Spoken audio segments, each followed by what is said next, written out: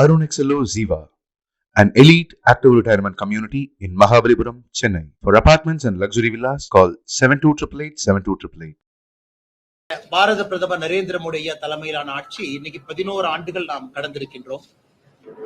India முழுவதுமே நம்முடைய முக்கியமான தலைவர்கள் பெரும் நகரத்துல பத்திரிகை நண்பர்களை சந்தித்து உங்கள் மூலமாக மக்களுக்கு 11 ஆண்டுகள்ல நாம் என்ன சாதனை எல்லாம் செய்திருக்கின்றோம், என்ன வாக்குறுதி கொடுத்திருக்கோம், எப்படி நிறைவேற்றிருக்கிறோம் அப்படிங்கறதெல்லாம் பேசிட்டு இருக்காங்க. இன்னைக்கு தமிழகத்தை பொறுத்தவரை சென்னையில நம்முடைய மத்திய அமைச்சர் கஜேந்திர சிங் ஷேகாவத் அவர்களும், கோயம்புத்தூர்ல இன்றும் நம்முடைய அகில இந்திய தலைவர் JP நட்டா அவர்களுடைய அறிவுறுத்தலின்படி பத்திரிகை நண்பர்களை சந்தித்துக் கொண்டிருக்கின்றோம்.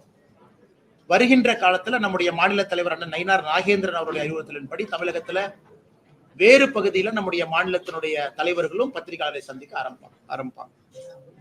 கொஞ்சம் இது நான் ஆரம்பத்துல பேசுவது கொஞ்சம் நீண்டதாக இருக்கும். பத்திரிகை நண்பர்களுடைய அமைதியை இந்த நேரத்தில் வேண்டிக் கொள்கின்றேன். காரணம், 11 ஆண்டுகள் நம்முடைய சாதனையை இன்று இந்த சந்திப்பின் மூலமாக உங்கள் முன்னால் எடுத்து வைக்கின்றோம்.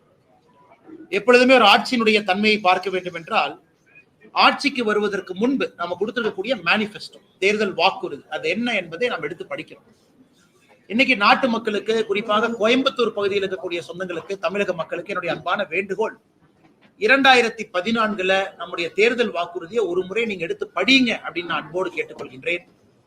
அதே போல 2019 தேர்தல் வாக்குறுதியும் ஒரு முறை எடுத்து படிங்க அப்படின்னு. இது கொஞ்சம் மாறுபட்ட சிந்தனையா இருக்கும். திராவிட முன்னேற்ற கழகத்துல யாருமே தேர்தல் வாக்குறுதி எடுத்து படிங்கன்னு சொல்ல மாட்டாங்க. ஆனா 90% நாங்க செயல்படுத்திட்டோன்னு சொல்லுவோம். ஆனால் கொஞ்சம் வித்தியாசமாக பாரதிய ஜனதா கட்சியில் நாங்கள் சொல்லுகின்றோம், 2014-19 2 தேர்தல் வாக்குறுதியும் லைன் பை லைன் படிங்க. நம்ம செஞ்சிட்டோமா அப்படின்னு டிக் போட்டுக்கிட்டே வாங்க சைட்ல. 2014 செஞ்சிட்டோமா, செய்யலையா? ஏன்னா நீங்கள் வாக்களித்ததற்கு, உங்கள் வாக்குக்கு நம்பிக்கையாக நாங்கள் நடந்து கொண்டிருக்கின்றோம் என்பது அதுதான் முதல் சாட்சி. 2014 நாம் கொடுத்திருக்கக்கூடிய தேர்தல் வாக்குறுதி, நான் ஏற்கனவே பல மேடைகள்ல சொல்லி இருக்கின்றேன், முழுவதுமாக நிறைவேற்றி இருக்கின்றோம். ஒன்னே ஒண்ணு அதுல பாக்கி இருக்கிறது, யூனிஃபார்ம் சிவில் கோட். அதற்கான மூவ்மெண்ட்டும் நம்முடைய மத்திய அரசு ஆரம்பித்திருக்கிறார்.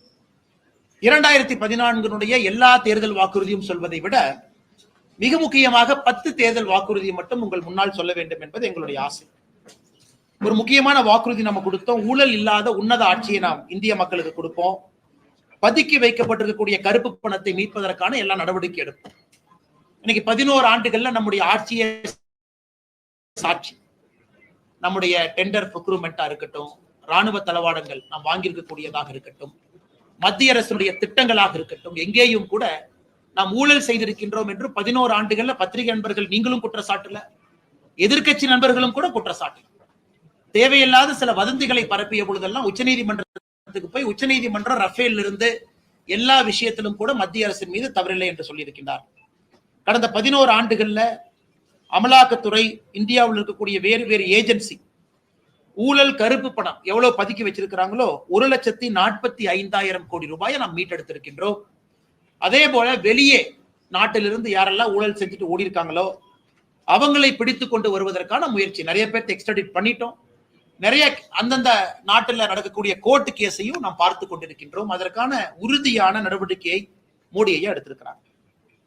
பழங்குடி நண்பர்கள் அரசியல்ல நாம் பெரும்பாலும் மறந்துடுவோம். ஏன்னா அவங்க ஓட்டு பெருசா அவங்க போட மாட்டாங்க, தலைவர்கள் இல்லை அப்படின்னு இருந்தது. மோடி அவர்கள் 2014 இருந்து பழங்குடி இடத்தை சார்ந்தவர்களுக்கு முக்கியத்துவம் கொடுத்து, திரௌபதி முர்மு அவர்கள் இன்னைக்கு நம்முடைய ஜனாதிபதியாக பழங்குடி இனத்திலிருந்து வந்திருக்கிறார்.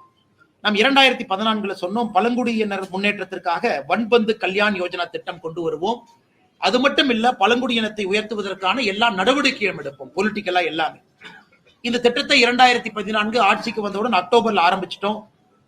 இந்தியாவில் பழங்குடியினர் வசிக்கும் கிராமங்கள் மட்டுமே 63,843 கிராமங்கள் இருக்கு. ஒரு கிராமத்துக்குமே இந்த திட்டத்தை கொண்டு போயிருக்கோம்.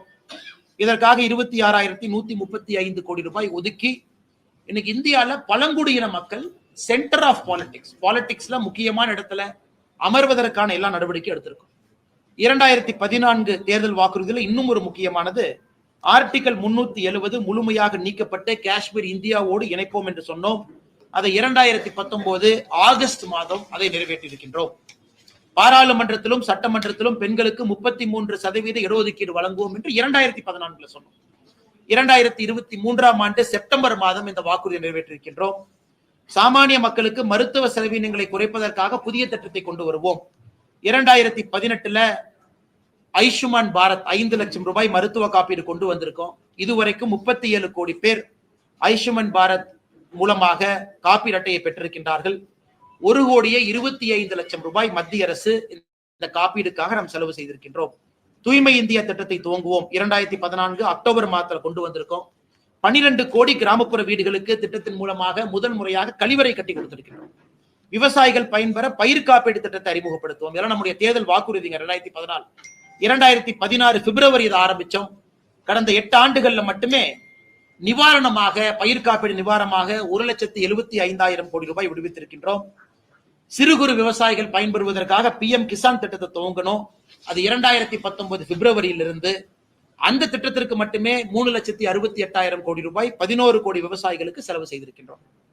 நாட்டினுடைய 75வது சுதந்திர தின கொண்டாட்டத்தின் பொழுது கூரை வீடுகள் இல்லாத இந்தியாவை உருவாக்குவோம் என்கின்ற சங்கல்பத்தை எடுத்தோம்.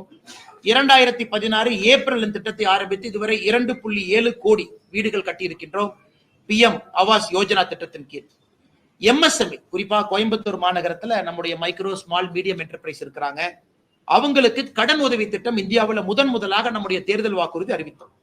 2015 ஏப்ரல் ஆரம்பிச்சு இன்னைக்கு வரைக்கும் 32,40,000 கோடி ரூபாய் நம்முடைய தொழில் முனைவோர்களுக்கு முத்ரா கடன் மூலமாக மத்திய அரசு கொடுத்திருக்கின்றோம். நம்முடைய திட்டங்கள்ல ஒரு சிறப்பு வாய்ந்த திட்டம் இந்த முத்ரா யோஜனா.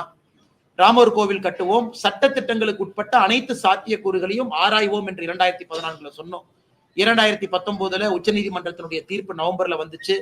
2024 ஜனவரி மாதம் ராமர் கோவில் கட்டி கும்பாபிஷேகம் நடத்தியிருக்கின்றோம். இது நம்முடைய ஆட்சியினுடைய முதல் 5 ஆண்டுகள். எல்லா வாக்குறுதியும் நண்பர்கள் முன்னாடி சொல்றதுக்கு பதிலா முதல் 10 முக்கியமான 10 உங்கள் முன்னால் சொல்லி இருக்கின்றேன். பத்திரிகை நண்பர்கள் தயவு செய்து நீங்க ஒரு ஸ்பெஷல் ஒரு ப்ரோக்ராம் போட்டு நம்முடைய 2014 மேனிஃபெஸ்டோ எடுத்து நீங்க மக்களுக்கு நாங்கள் செய்திருக்கின்றோமா செய்யவில்லை என்பதை நீங்கள் கொண்டு சேர்க்க வேண்டும் என்று இந்த நேரத்தில் அன்போடு கேட்டுக்கொள்கின்றோம். 2019 5 ஆண்டுகள் ஆட்சிக்கு பிறகு மக்கள் மறுபடியும் ஆதரவு கொடுத்து 2019 நம்மை ஆட்சியில் அமர்த்தினார்கள். அப்ப நம்முடைய தேர்தல் வாக்குறுதி அதுல முக்கியமான 10 உங்கள் முன்னால் வைக்கின்றோம். குடியுரிமை திருத்த மசோதா கொண்டு வருவோம் என்று சொல்லியிருந்தோம். 2019 டிசம்பர் மாதம் கொண்டு வந்தோம். விவசாயிகள் பயன்பெற கிசான் கடன் அட்டை திட்டத்தை கொண்டு வருவோம் என்று சொன்னோம். 2020 டிசம்பர்ல கொண்டு வந்தோம். இன்னைக்கு 7.7 கோடி விவசாயிகளுக்கு 10 லட்சம் கோடி ரூபாய் நாம் KCC திட்டம் மூலமாக கொடுத்திருக்கின்றோம். சிறு குறு விவசாயிகளுக்கு ஓய்வூதிய திட்டம் பென்ஷன் கொண்டு வருவோம் சொன்னாங்க. 2019 செப்டம்பர்ல ஆரம்பிச்சிருக்கிறோம். இன்னைக்கு 60 வயதிற்கு மேல் விவசாயம் இருக்கக்கூடிய பயனாளிகளுக்கு மாசம் 3,000 ரூபாய் ஓய்வூதியம். நாட்டில் இதுவரைக்கும் 24,60,000 விவசாயிகள் இதுல பயன்பெற்று இருக்கின்றார்கள். மீனவர்கள் பயன்பெற மத்ஸ்ய சம்பத்த யோஜனா திட்டம் கொண்டு வருவோம் என்று சொன்னோம். 2020 செப்டம்பர் மாசம் ஆரம்பிச்சோம். 2020, 21, 24, 25 மட்டுமே 9,407 கோடி ரூபாய் நம்முடைய மீனவ நண்பர்களுக்காக செலவு செய்திருக்கின்றோம். 2025 ஆண்டு முடியும் பொழுது, அதாவது இந்த ஆண்டு டிசம்பர் முடியும் பொழுது இந்தியா $5 trillion என்று சொன்னோம். 2019 சொன்னோம். இன்னைக்கு இந்தியா 4.1 trillion. இன்னைக்கு நாம ஜூன்ல இருக்கோம். 4.1 trillion. குறிப்பாக நாம் இதை புரிந்து கொள்ள வேண்டும். கொரோனால 2 ஆண்டுகள் 2020, 2021 கொரோனா பெரும் தொற்றுல நம்ம மாட்டியும் கூட நம்ம சொன்ன டார்கெட்டை நோக்கி போயிட்டு இருக்கோம். சமீபத்தில் ஜப்பான் நாட்டை முன்னேற்றம் செய்து உலகத்தினுடைய 4வது பெரிய பொருளாதார நாடாக மாறி இருக்கின்றோம். உலகத்துல வேகமாக வளரக்கூடிய பொருளாதார நாடாக இருக்கின்றோம். இன்னைக்கு international monetary fund 2027 India 5 trillion பொருளாதாரத்தை தொடும் என்கின்ற ஒரு இலக்கை அவங்களே கொடுத்திருக்கிறாங்க. நம்முடைய குரோத் சார்ட்டை வச்சு அனைத்து வீடுகளுக்கும் குழாய் மூலமாக குடிநீர் வழங்கும் திட்டம் செயல்படுத்துவோம் என்று 2019 மேனிஃபெஸ்டோல சொன்னாங்க. ஆகஸ்ட் மாதம் திட்டத்தை ஆரம்பித்தோம். நாட்டுல 12 கோடி வீடுகள், அதாவது மொத்தம் இருக்கக்கூடிய வீடுகள்ல 76% நாட்டு மக்களுடைய வீடுகளுக்கு குழாய் மூலமாக குடிநீர் திட்டத்தை கொண்டு வந்திருக்கின்றோம். நாட்டில் 75 புதிய மருத்துவக் கல்லூரிகள் அமைப்போம் என்று 2019 சொன்னோம். 2019 ஆகஸ்ட் திட்டத்தை துவங்கினோம். தமிழகம் உட்பட தமிழகத்துக்கு 11 மருத்துவக் கல்லூரி உட்பட 75 மருத்துவக் கல்லூரிகளும் கொடுத்து விட்டோம். நாட்டில் 5 ஆண்டுகளில் 60,000 கிலோமீட்டர் தேசிய நெடுஞ்சாலை போடுவோம் நம்ம சொன்னோம். 2019 2024 முடியறக்குள்ள மறுபடியும் பத்திரிகை நண்பர்கள் ஞாபகப்படுத்துறோம். கொரோனா தொற்று இருந்தும் கூட 5 ஆண்டுகள்ல 56,701 கிலோமீட்டர் நேஷனல் ஹைவே நாம் போட்டிருக்கோம். நாட்டுல புதிதாக 200 நவோதய வித்யாலய கேந்திரிய வித்யாலய ஆரம்பிப்போம் சொன்னோம். 2019 ஆண்டுகளுக்கு பிறகு 113 கேந்திரிய வித்யாலயா நவோதயா பள்ளிகள் நாம திறக்க ஒப்புதல் வாங்கியிருக்கின்றோம், திறந்திருக்கின்றோம். வறுமை கோட்டிற்கு கீழே இருக்கவங்கள சிங்கிள் டிஜிட், அதாவது ஒற்றை எண்ணிக்கை அடிப்படையில கொண்டு வந்துருவோம். நம்முடைய நாட்டுல மிக இரட்டை எண்ணிக்கை அடிப்படையில் இருக்கிறாங்க, பர்சன்டேஜ் இதுல கொண்டு வந்துவோம் என்று சொன்னோம். நாம் சொன்ன 2012 16.2 விழுக்காடு வறுமை கோட்டு கீழே இருந்தாங்க. $2.15, அதாவது $180 கீழே அவங்களுடைய வருமானம் இருந்துச்சுங்க. இன்னைக்கு அது 2.3% குறைச்சிருக்கிறோம். 16.2 ஆரம்பித்து இந்த 13 ஆண்டுகள்ல 2.3% ஒற்றை இலக்குக்கு கொண்டு வந்திருக்கின்றோம். இதுவும் ஒரு பெரிய சாதனையாக நாம் பார்க்கின்றோம். அதே போல நம்முடைய பத்திரிகை நண்பர்கள் தயவு செய்து 2019 நம்முடைய தேர்தல் வாக்குறுதியும் கூட ஒரு முறை நீங்கள் அலசி ஆராய வேண்டும், மக்களுக்கு எடுத்துச் சொல்ல வேண்டும் என்று அன்போடு கேட்டுக்கொள்கின்றோம். அடுத்து 2024 ஆட்சிக்கு வந்த பொழுது 10வது ஆண்டு முடித்து மக்கள் மறுபடியும் 3வது முறை நமக்கு ஒரு வாய்ப்பு கொடுத்திருக்கிறாங்க. அந்த 3வது முறை ஆட்சி அமைக்கும் பொழுது நாம் தேர்தல் வாக்குறுதி மறுபடியும் கொடுத்திருக்கோம். அந்த தேர்தல் வாக்குறுதியினுடைய முக்கியமான அம்சத்தை உங்க முன்னாடி வைக்கிறேன். முத்ரா கடன் திட்டத்தின் கீழ் அதிகபட்ச கடனாக 20 லட்சம் ரூபாய்க்கு உயர்த்துவோம் என்று சொன்னோம். அதை அக்டோபர் 2024 செயல்படுத்தி காட்டியிருக்கின்றோம். 70 வயதுக்கு மேற்பட்டவர்களுக்கு ஆயுஷ்மான் பாரத் மருத்துவ காப்பீடு திட்டத்தின் கீழ் பயன்பெறுவர் யாராக இருந்தாலும், அவங்க என்ன வருமானம் பெற்றிருந்தாலும் கூட 70 வயசுக்கு மேல முழுவதுமாக அதை கொடுப்போம் என்று சொன்னோம். தமிழ்நாடு அரசு அதை நடைமுறைப்படுத்த தயங்கிக் கொண்டிருக்கின்றார்கள். அக்டோபர் 2024 நாடு முழுவதுமே 70 வயதுக்கு மேற்பட்டவர்களுக்கு ஆயுஷ்மான் பாரத் திட்டத்தை கொண்டு வந்திருக்கின்றோம். நம்முடைய தேர்தல் வாக்குறுதி 2024 சொல்லி இருந்தோம், உலகத்துல திருவள்ளுவர் கலாச்சார மையத்தை அமைப்போம் என்று சொன்னோம். சொன்ன பிறகு செப்டம்பர் 2024 சிங்கப்பூர்ல இருந்து, அமெரிக்கா ஹூஸ்டன்ல இருந்து வரிசையாக நம்முடைய திருவள்ளுவர் கலாச்சார ஸ்தாபனத்தை அறிவித்திருக்கின்றோம், தொடங்க ஆரம்பித்திருக்கின்றோம். நாட்டில் இடதுசாரி தீவிரவாதத்தை முற்றிலும் அகற்றுவோம் என்று சொன்னோம்.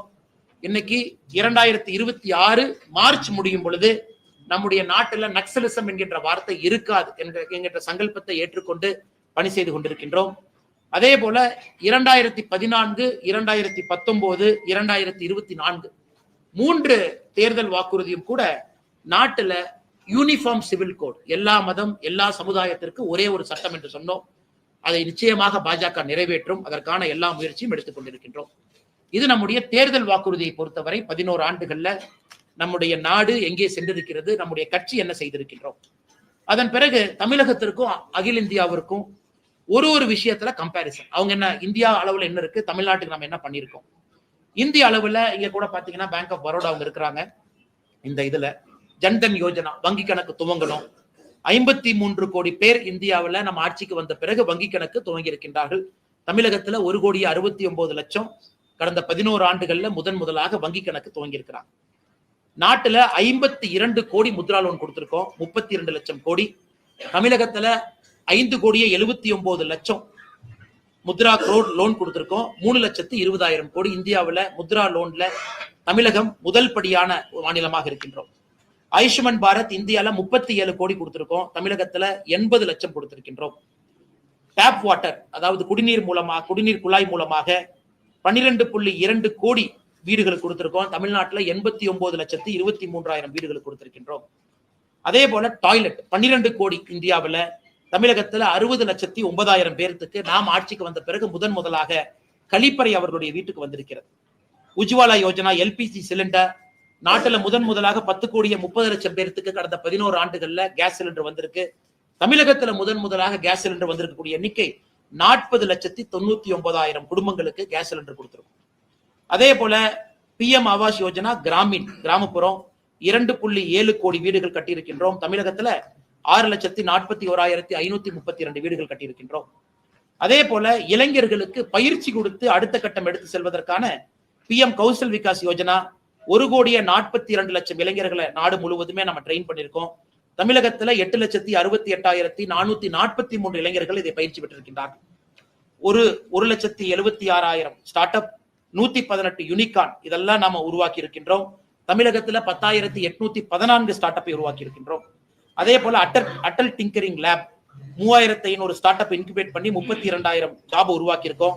தமிழ்நாட்டுல 10,000 அட்டல் டிங்கரிங் லேப், இந்தியா முழுவதும் தமிழ்நாட்டுல 975.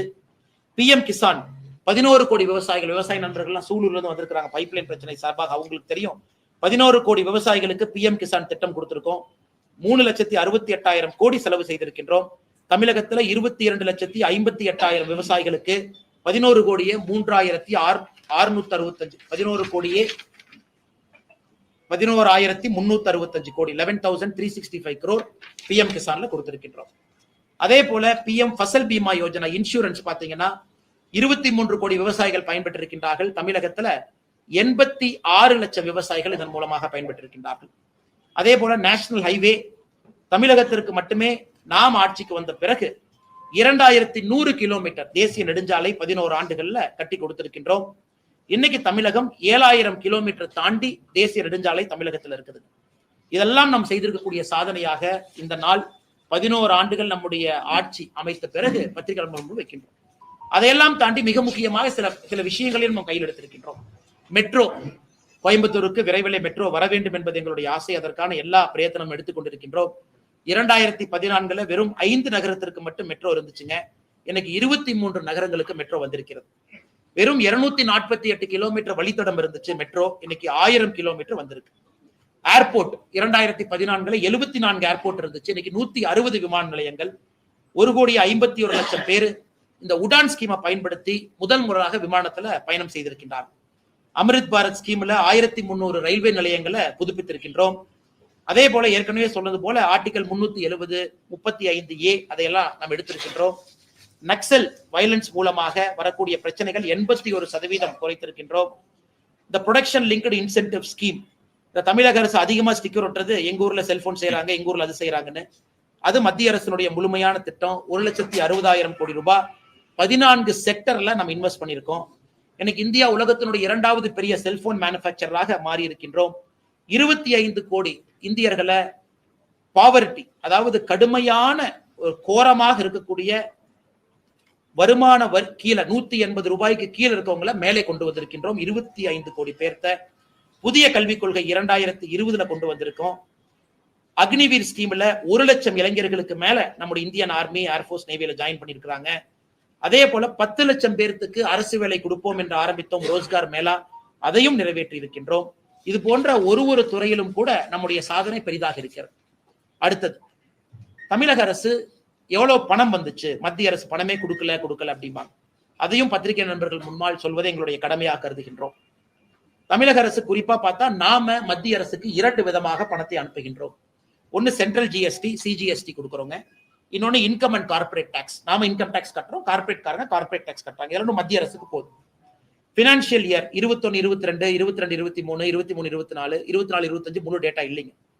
இப்ப 21, 22 எடுத்துக்கிட்டீங்கன்னா மொத்தமா நம்முடைய தமிழகத்திலிருந்து மத்திய அரசுக்கு நாம் கொடுத்திருக்கக்கூடிய வரி 21, 22 1,10,453 கோடி, 22, 23 1,34,425 கோடி, 23, 24 1,59,030 கோடி. நாம் இங்கிருந்து வரியாக CGST, income and corporate tax கொடுத்தோம். இப்ப மத்திய அரசு தமிழக அரசுக்கு என்ன கொடுத்தாங்க? நேரடி பணமாக டெவல்யூஷன், கிராண்ட் அண்ட் எய்ட் 2 காலத்துல கொடுப்பாங்க. டெவல்யூஷன் நேரா கொடுப்பாங்க, கிராண்ட் அண்ட் எய்ட் திட்டத்தை பொறுத்து கொடுப்பாங்க. 21, 22 நாம் கொடுத்த வரி 1,10,453 கோடி. நேரடியாக மத்திய அரசினுடைய நிதி பகிர்வு மட்டுமே 72,510 கோடி. அதே போல 22, 23 1,34,425 கோடி நிதி பகிர்வு அந்த ஆண்டு தமிழக அரசுக்கு வந்தது 76,465 கோடி.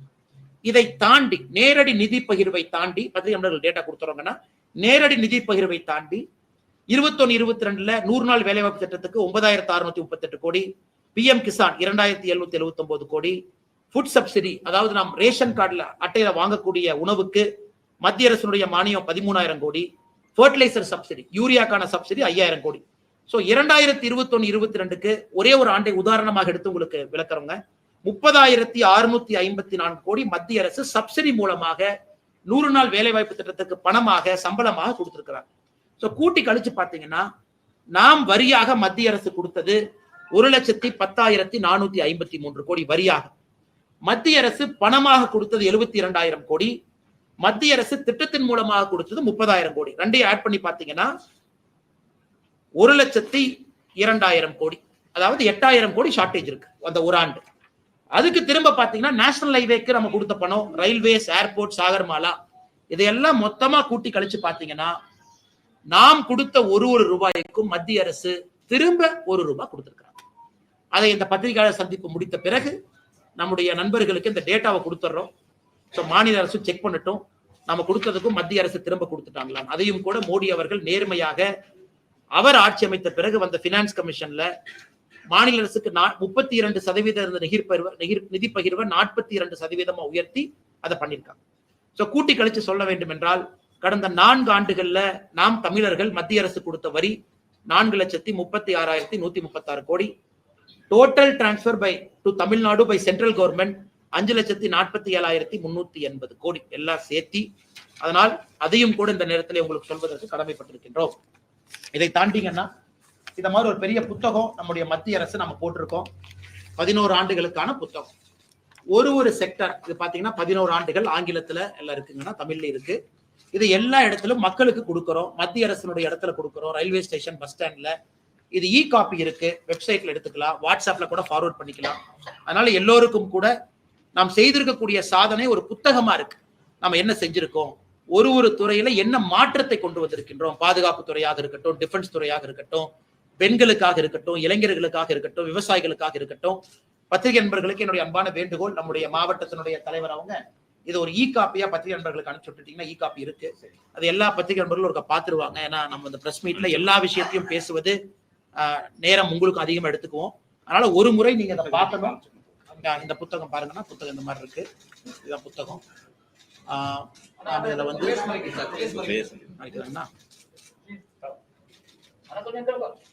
உங்களுக்கு காப்பி அனுப்பிச்சு விட்டுறோங்க. அதுல உதாரணத்துக்கு முதல் பேஜ்லயே பாருங்க, காந்தி ஐயா தான் இருக்கிறாங்க. அது ஓபன் பண்ணோன்னு காந்தி ஐயா மோடி ஐயாவை கட்டி பிடிச்சிட்டு முதல் பக்கம் பாருங்க. ஃபர்ஸ்ட் பேஜ்லயே வாணித்தேக்கா இருக்கிறாங்க. இந்த அகில இந்தியா ஃபுல்லா போற புக் முதல் பேஜ்ல. இதுல வந்து நம்ம ஒரு துறையாக சொல்லி இருக்கின்றோம். என்ன மாற்றம் 2000 நம்ம டிரான்ஸ்பரண்டா இருக்கோங்கண்ணா. நம்ம செஞ்சதை உங்கள் முன்னாள் பத்திரிகை நண்பர்களோட எடுத்து சொல்றோம், புக்கு போடுறோம், தைரியமா சொல்றோம். எங்க தேர்தல் வாக்குறுதியை படிங்க. இதே திராவிட முன்னேற்ற கழகம் ஆட்சிக்கு வந்து 4 ஆண்டுகள் ஆச்சு. 511 தேர்தல் வாக்குறுதியில நாங்க சொல்றோம் 50 கூட முழுமையாக நிறைவேற்றவில்லை. அவங்க யாராச்சும் ஒரு பிரஸ் மீட் வச்சு நாங்க ஆட்சிக்கு வந்து 4 வருஷம் ஆச்சு பாருங்க, இதுதான் எங்களுடைய தேர்தல் வாக்குறுதி, இதுவரை சொல்லு.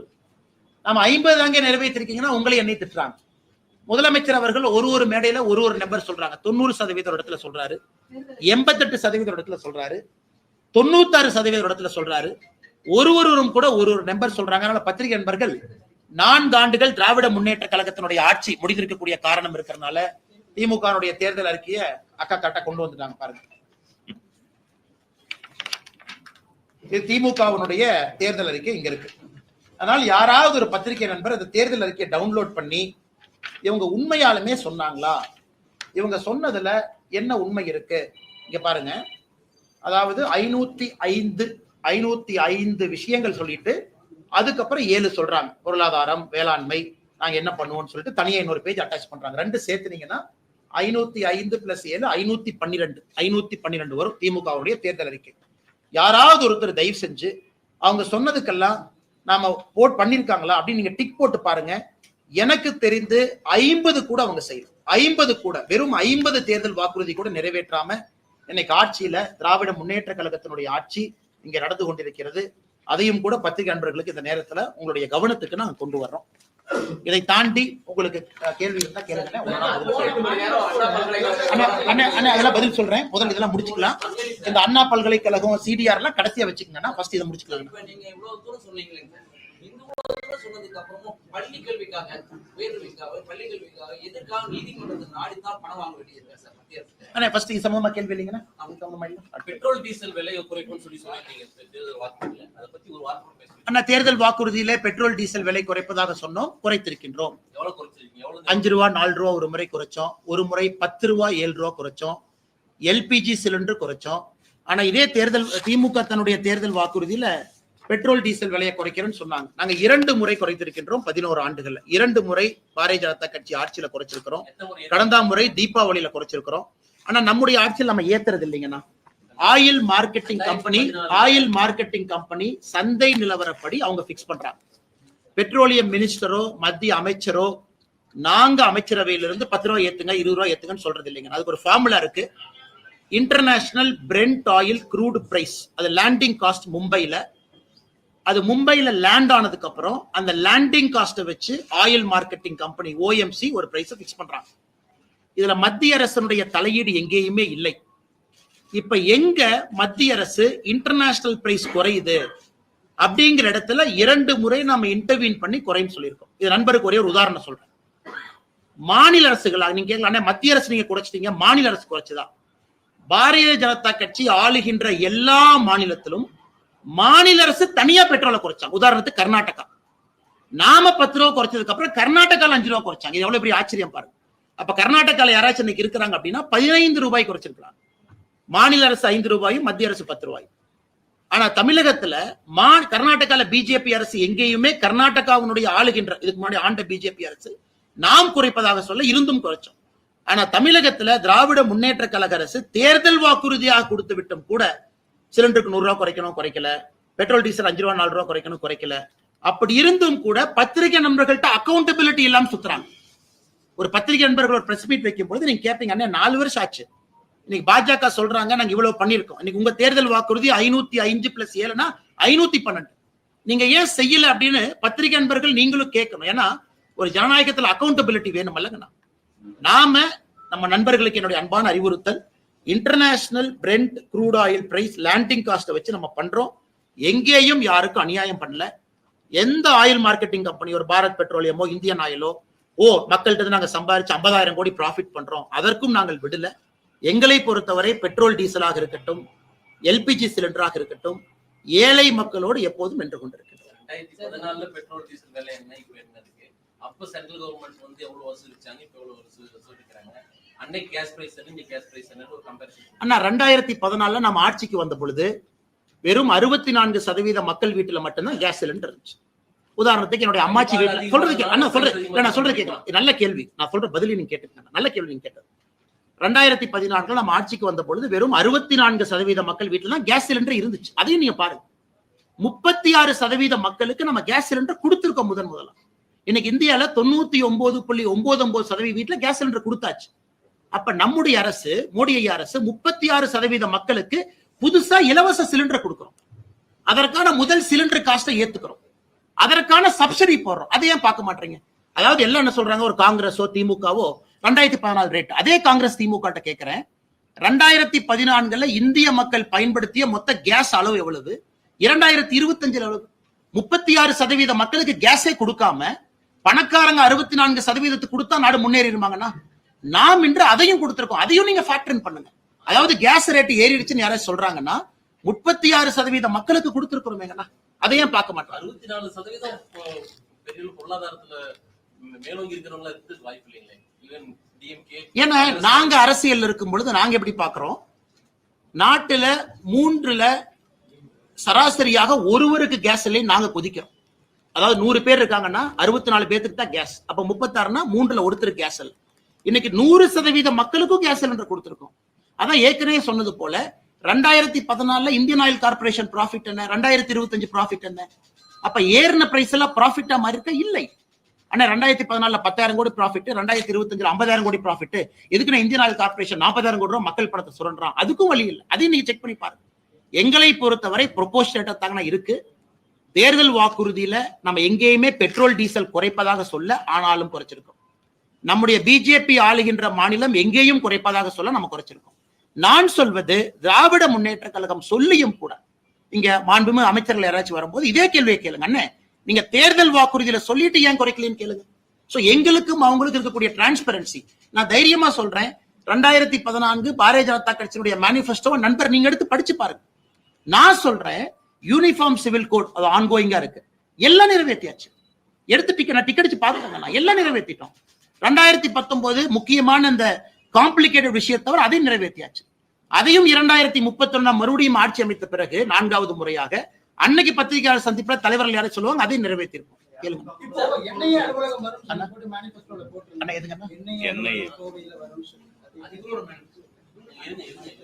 ஆனா இன்னைக்கு மத்திய அரசு பத்தி பேசிட்டு, மத்திய மாநில அரசுகள் 2 பேரோட மோதல் போக்குல தமிழக பள்ளி மாணவர்களுடைய பாதிப்பு அதிகமா இருக்கு. 2,961 கோடிக்கு தமிழ்நாடு கவர்மெண்ட் கேஸ் போட்டிருக்காங்க. இப்ப சங்கரா இப்ப ஒரு ஆர்டிஇ இதுல வந்து 750 கோடி ரிலீஸ் பண்ணி அந்த குழந்தையோட படிப்பு பாதுகாக்கணும்னு சொல்லிருக்காங்க. 5 லட்சம் குழந்தைகள் பாதிக்கப்பட்டிருக்காங்க. சோ இப்ப 2 பேருமே சண்டை போட்டுக்கிறதுனால தமிழ்நாட்டு குழந்தைகளுக்கு கிடைக்க வேண்டிய கல்வி நிதி உதவித்தொகை கிடைக்காமலே கஷ்டப்பட வேண்டியது சார். நல்ல கேள்விங்கண்ணே. இப்ப சமீபத்துல நம்முடைய நீதிபதி ஐயா GR சுவாமிநாதன் அவர்கள் தலைமையிலான பெஞ்ச் வந்து ஒரு தீர்ப்பு கொடுத்திருக்கிறாங்க. அதாவது சமகிரக சிக்ஷா ஃபண்ட் மத்திய அரசு மாநில அரசு கொடுக்க வேண்டிய நிதி இன்னைக்கு மத்திய அரசு தரப்பை பொறுத்தவரை புதிய கல்விக் கொள்கையை நீங்க ஏத்துக்கணும். ஏன்னா நீங்க கையெழுத்து போட்டுட்டு அப்புறம் நீங்க மாட்டேன்னு சொல்றீங்க, ஏத்துக்குங்க. இது அதற்காக ஒதுக்கப்பட்ட நிதி அப்படிங்கிறது மத்திய அரசுடைய வாதம். இன்னைக்கு தனியார் பள்ளிக்கூடம் என்ன சொல்றாங்க, ஐயா உங்க பிரச்சனை, நான் இன்னைக்கு ரைட் டு எஜுகேஷன்ல ஏழை மக்களுடைய குழந்தைய நான் அட்மிட் பண்ணிருக்கேன், எனக்கு நீங்க அந்த ஃபீஸை நீங்க கட்டுங்க. அதான் ஆர்டிக்கு நீங்க கேட்கறது. இன்னைக்கு நீதிபதி GR சுவாமிநாதன் அவர்களும் மற்றும் ஒரு நீதி அரசும் என்ன சொல்லியிருக்கிறாங்க, இந்த RTE ஃபண்டை மட்டும் தனியாக மத்திய அரசு கொடுக்க பாருங்க அப்படின்னு. அதனால் மாநில அரசு கேட்கட்டும், மாநில அரசு மத்திய அரசு கடிதம் எழுதட்டும். இந்த சமகிரக சிக்ஷா ஃபண்ட்ல ரைட் டு எஜுகேஷன் ஃபண்ட் இப்ப நீங்க 750 கோடின்னு ஒரு வார்த்தையை பயன்படுத்துறீங்க. அது எவ்வளவு RTE ஃபண்ட் இருக்கும்? RTE நாங்கன்னா ஏழை மக்களுடைய குழந்தைகள் அந்த பகுதியில் இருக்கக்கூடிய பிரைவேட் ஸ்கூல்ல அவங்க போய் படிக்கும் பொழுது அந்த ஸ்கூல் ஃபீஸை மத்திய அரசு கொடுக்குறாங்க, காம்பன்சேட் பண்றாங்க. அதனால அந்த பணம் 750 கோடியோ 600 கோடியோ எவ்வளவு இருக்கோ அதை மாநில அரசு பிரித்து மத்திய அரசு கிட்ட கேட்கட்டும். நிச்சயமாக என்ன பிரைவேட் ஸ்கூல் என்ன சொல்றாங்க, சார் எங்களுக்கு பணம் வர மாட்டேங்குது, மத்திய அரசு மாநில அரசு நீங்க சண்டை போடுறது ஓகே, உங்க சண்டையில எதுக்கு எங்களுக்கு பணம் வராம இருந்தா நாங்க எப்படி ஸ்கூல் நடத்தும்? ஆனால் நிச்சயமாக நம்முடைய தலைவர் நயினார் அண்ணன், நம்முடைய மூத்த தலைவர்கள் இருக்கிறாங்க, அவங்கள இதை பத்தி யோசிச்சுட்டு இருக்காங்க, பார்த்துட்டு இருக்காங்க. ஒருவேளை மாநில அரசு இதை மத்திய அரசுக்கு கடிதமாக எழுதுறாங்க, RTE ஃபண்ட் எவ்வளவு, மிச்ச ஃபண்ட் எவ்வளவுன்னு கேட்டாங்கன்னா அதை மத்திய அரசுடைய கவனத்துக்கு எடுத்துட்டு போய் இந்த பிரச்சனையை தீர்ப்பதற்கான முயற்சி எடுக்கும். ஏன்னா இதைத்தான் நீதி அரசு சொல்லியிருக்கிறாங்க, மத்திய அரசுக்கு நான் வேண்டுகோள் வைக்கிறேன். ஏன்னா RTE ஃபண்ட் மூலமா ஒரு தனியார் பள்ளி பாதிக்க கூடாதுங்கிறாங்க, நியாயமான வேண்டுகோள் தான். அதே மாதிரி சம்காரத்துக்கு 1050 கோடி நீங்க கூட ஸ்டேட்மெண்ட் கொடுத்திருந்தீங்க. அதுல வந்து இன்னுமே ஸ்டேட் கவர்மெண்ட் மேல ஏன் ஆய்வு நடத்தாம இருக்குது? தொடர்ந்து ICT பொறுத்தவரை பல இடத்துல இன்ஃபர்மேஷன் கம்ப்யூட்டர் டெக்னாலஜில நிறைய குளறுபடிகள் இருக்கு. எங்களுடைய ஆதங்கம் வந்து மத்திய அரசு ஆடிட் பண்ணணும். குறிப்பா அந்த ICT உட்பட கொடுத்த பணத்தை கம்ப்யூட்டருக்கு பயன்படுத்தினாங்களா, கொடுத்த பணத்தை இதற்கு தான் பயன்படுத்தினாங்களா, இல்ல வேற ஏதாச்சும் நிதியை திருப்பி விட்டுட்டாங்களான்னு. ஆனால் பொறுத்திருந்து பார்ப்போம். சார் டெக்ஸ்டைல் இண்டஸ்ட்ரியில ஆனா இந்த லாஸ்ட் 11 இயர்ஸ்ல டெஃபினிஷன் ஆஃப் MSME சேஞ்ச் ஆகி சீலிங் ஹஸ் கான். அப்போ ஆக்சுவல் மைக்ரோ இண்டஸ்ட்ரிக்கு இந்த பெனிஃபிட் எஸ்பெஷலி மேனுஃபேக்சரிங் செக்டர் வந்திருக்கான்னு பார்த்தா வெரி லெஸ். அது இம்பாக்ட் ஈவன் கோயம்புத்தூர் ரொம்ப. ஸோ அந்த லோன்ஸ் உடைய பெனிஃபிட்ஸ் மோர் பிகர் யூனிட்ஸ், ஏன்னா இந்த டெஃபினிஷன் மாறினதுனால. இட்ஸ் a fair point மேடம். நீங்க கேட்கறது வந்து குறிப்பா SME பொறுத்த வரைக்கும் அந்த டெஃபினிஷன் வந்து காலத்துக்கு தகுந்த மாதிரி மாறுதுங்க. ஏன்னா ஒரு யூனிட் வந்து ஸ்மாலா ஒரு காலகட்டத்தில் இருக்கு, cannot continue to be small after a point of time. அதனால நான் அந்த பிரேக்கப்போட உங்களுக்கு திரும்ப வர்றேன். நம்ம ஸ்மாலுக்கு எவ்வளவு கொடுத்துருக்கோம், மைக்ரோ, மீடியம் மூன்றுக்கும் தனித்தனியாக கம் வித் பிரேக்கப். அந்த டேட்டாவை பார்த்த பிறகு முரண்பாடுகள் இருக்கு அப்படின்னா we will take it up to the concerned minister. எனக்கு தெரிஞ்சு இது இருப்பதற்கான வாய்ப்புகள் குறைவு. பட் இருந்தாலும் நான் SME-யா உங்களுக்கு ஒரு டேட்டாவை கொடுத்தேன், ஒரு பிரேக்கப்போட உங்களுக்கு பேசுறேன். சார் டெக்ஸ்டைல் இண்டஸ்ட்ரியில பொறுத்த வரைக்கும் பாலிஸ்டர் விஸ்கோஸ் இருக்கு இல்லைங்களா, அதோடைய இம்போர்ட் இதுக்கு தரக்கட்டுப்பாடுன்னு ஒண்ணு விதிச்சு பல வருஷமா கோரிக்கை கொடுத்துட்டு இருக்காங்க. ஒரு சில கார்பரேட் நிறுவனங்கள் மட்டும் பயன்பெறதுனால என்டையர் இந்தியன் டெக்ஸ்டைல் இண்டஸ்ட்ரியே பாதிக்கப்படுதுன்னு சொல்றாங்க இண்டஸ்ட்ரி. அதை பத்தி உங்களுடைய கருத்து? அண்ணா இதே கேள்வியை 4 மாசம் முன்னாடி பிரஸ் மீட்ல நீங்க கேட்டீங்க, இதே அண்ணன் நீங்க தான் கேட்டீங்க. இதே கேள்விக்கு 4 மாசம் முன்னாடி பதில் சொன்னேன். நல்ல கேள்விதான், நல்ல கேள்விதான். பாராட்டித்தானே பதில் சொல்றேன், நீ கேட்ட தப்புன்னு சொல்றேன்னா. அதனால அன்னைக்கு சொன்ன இல்ல நீங்க அந்த ஆன்சர் ஒரு நிமிஷம்னா நான் சொன்ன ஆன்சர் அவர் சொல்ல சொல்லுங்க. ஆன்சரே கேட்க மாட்டீங்க. நான் சொன்ன ஆன்சர் சொல்ல சொல்லுங்க. நான் அன்னைக்கு சொன்ன ஆன்சரை சொல்ல சொல்லுங்க. பிரஸ் மீட்ல நீங்க கேட்ட கேள்விய பிசிறு மாறாம நான் கேள்வியை திரும்ப சொல்றேன். நான் சொன்ன பதில நீங்க சொல்லுங்க. நாங்க மானிட்டரிங் பண்ணிட்டு இருக்கோம். கண்டிப்பா தொழில்துறையினருடைய கோரிக்கையும் பரிசீலனை பண்ணுவோம். இங்க இருக்கக்கூடிய கோயம்புத்தூர்ல இருக்கக்கூடிய விஸ்கோஸ் நிறுவனத்திற்கு, இங்க இருக்கக்கூடிய நிறுவனம், நீங்க கோயம்புத்தூர் விஸ்கோஸ் நிறுவனம் குறிப்பா ஆர்டிபிஷியல் ஃபைபர்ஸ் எனக்கு இந்தோனேஷியா போன்ற நாடுகள் வந்து முக்கியத்துவம் கொடுக்கறாங்க. நார்த் இந்தியாவில் 2 கம்பெனி டாமினேட் பண்றாங்க, இதனால வந்து பிரச்சனை ஆகுது அப்படிங்கிற ஒரு அடிப்படை தன்மை இருக்கு. கோயம்புத்தூர்ல ஆர்டிபிஷியல் ஃபைபர்ல யார் இருக்காங்களோ அவங்கள கூட்டிட்டு போய் நிதி அமைச்சரை பார்க்க வச்சோம். இவங்க எல்லாம் வந்து பார்த்தாங்க. அவங்களுக்கு எந்த விதமான கம்ப்ளைண்ட் இப்ப இல்லைங்கண்ணா. நிதியமைச்சரை பார்த்த பிறகு ஆர்டிபிஷியல் ஃபைபர் மேனுஃபேக்சர் பண்ணக்கூடிய கோயம்புத்தூரை சார்ந்த தொழிலதிபர்களுக்கு பிரச்சனை இல்லை. அதற்கான நிவர்த்திகள் சில இடத்துல கொடுத்திருக்கோம். ஆனா டெக்ஸ்டைல பொறுத்த வரைக்கும் இட் இஸ் வெரி டைனமிக்ங்கண்ணா. 2 வருடத்திற்கு முன்பு கொடுத்த தீர்வு இன்னைக்கு அப்ளை ஆகாது. இட் இஸ் சோ டைனமிக், மாறிக்கிட்டே இருக்கும். அதனால் எங்களை பொறுத்தவரை அண்ணன் கேட்கிற கேள்வி தவறுன்னு நான் சொல்ல, அதே பதிலத்தான் நான் திரும்ப சொல்றேன். பிரச்சனைகள் வரும்போதெல்லாம் அதை தீர்ப்பதற்கான எல்லா முயற்சி எடுக்கிறோம். ஒரே பிரச்சனை தொடர்ந்து இருப்பதில்லை. ஒரு காலத்துல இம்போர்ட் டியூட்டி வேணும்னு கேட்டாங்க, இன்னைக்கு இம்போர்ட் டியூட்டி வேண்டான்னு கேட்கிறாங்க.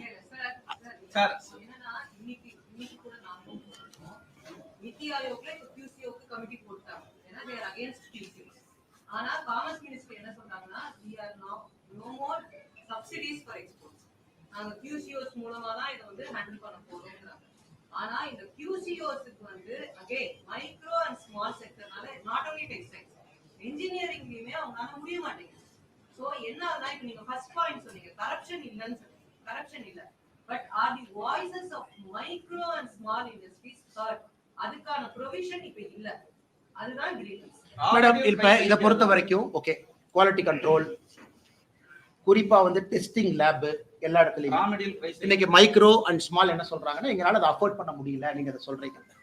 So it's a fair point. ஏற்கனவே சொன்னது போலங்க, ஒரு நாடு முன்னேற முன்னேற முன்னேற நம்முடைய நோக்கம் என்னன்னா ஸ்மால் இருக்கிறவங்க மீடியம்க்கும், மீடியம்ல இருக்கிறவங்க லார்ஜுக்கும் போகணும். அதே நேரத்துல புதிதா ஸ்மாலுக்கு வரக்கூடிய ஸ்டார்ட் அப்புக்கும் வளர்றதுக்கான எல்லா சூழ்நிலையும் உருவாக்கி கொடுக்கணுங்கிறது அரசனுடைய நோக்கம். But a small cannot continue to be small and keep demanding 10 ஆண்டுகளுக்கு முன்பு கொடுத்த அதே விஷயத்தை தொடர்ந்து கொடுங்க. The country will not progress. 2014 நம்ம ஆட்சிக்கு வரும்போது $1.9 trillion, இன்னைக்கு நம்ம $4 trillion. ஸோ கண்ட்ரீஸ்னுடைய எக்கானமியை கிட்டத்தட்ட நம்ம டபுள் பண்ணிருக்கோம். அப்படி இருக்கும் பொழுது எல்லா இண்டஸ்ட்ரிக்கும் முதல்ல கொடுத்த அதே மாதிரி நீங்க கொடுங்கன்னு சொல்லும் பொழுது the country cannot grow. அதே நேரத்துல நீங்க சொல்ற பாயிண்ட் இருக்கு, ஸ்மாலும் புரிஞ்சுக்கணும், சேம் சப்சிடி சேம் மொடாலிட்டி முதல்ல மாதிரி இருக்காது.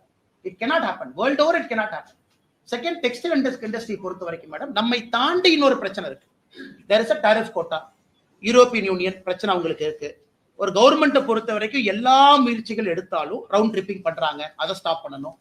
அதெல்லாம் தாண்டி திருப்பூர், கோயம்புத்தூர் போன்ற நிறுவனங்களுக்கு பங்களாதேஷ்ல இருந்து ஒரு பிரச்சனை வருது. நம்ம எவ்வளவுதான் ட்ரை பண்ணாலும் நிறைய நிறுவனங்கள் பங்களாதேஷ்ல போய் அவங்க நிறுவனத்தை ஆரம்பிச்சு உள்ள கொண்டு வர்றாங்க. ஸோ நம்மை தாண்டி ஜியோ பாலிடிக்ஸ் இருக்கு, அதையும் இங்க இருக்கக்கூடிய தொழில் நிறுவனங்கள் புரிஞ்சுக்கிறாங்க. ஸோ எல்லாமே மத்திய அரசு தான் செய்யணும் அப்படிங்கிறத தாண்டி, உதாரணத்திற்கு யூகே இந்தியா FTA சைன் பண்ணிருக்காங்க. இது எத்தனை ஆண்டு காலமாக டெக்ஸ்டைல் இண்டஸ்ட்ரியினுடைய கோரிக்கை, ஃபார் ஹவு மெனி இயர்ஸ். இன்னைக்கு அதை நடத்தி காட்டியிருக்கோம். நம்ம வந்த பிறகு டெக்ஸ்டைல் செக்டருக்கு எத்தனை FTA நம்ம கொடுத்துருக்கோம் மட்டும் பாருங்க மேடம், எத்தனை FTA கொடுத்துருக்கோம். அதனால என்னை பொறுத்தவரை பண்றோம், செஞ்சுட்டு இருக்கோம் மேடம், இன்னும் செய்யணும், அது எந்த மாற்று கருத்தும் இல்லை. அதே நேரத்தில் 2014 இருந்த மாதிரியே 2025 அந்த சப்சிடி கண்டினியூவேஷன் அப்படிங்கிறது என்னை பொறுத்தவரை கஷ்டம். But wherever possible we are solving that thing. Sir அவங்க சொல்றது மெயினா ரா மெட்டீரியல் பிரைஸ் ஹைக் தான் பிரச்சனைங்கறாங்க. அதை தீர்க்கறதுக்கு will you facilitate with central government? அண்ணா அதான் எங்க கடமை, அதான் எங்க வேலை. நான் சொல்றது அந்த நிறுவனத்தினுடைய முதலாளிகளோ நிறுவனத்தினுடைய யார் இருக்காங்களோ they are continuously in talks, continuously engage பண்ணிட்டு இருக்காங்க.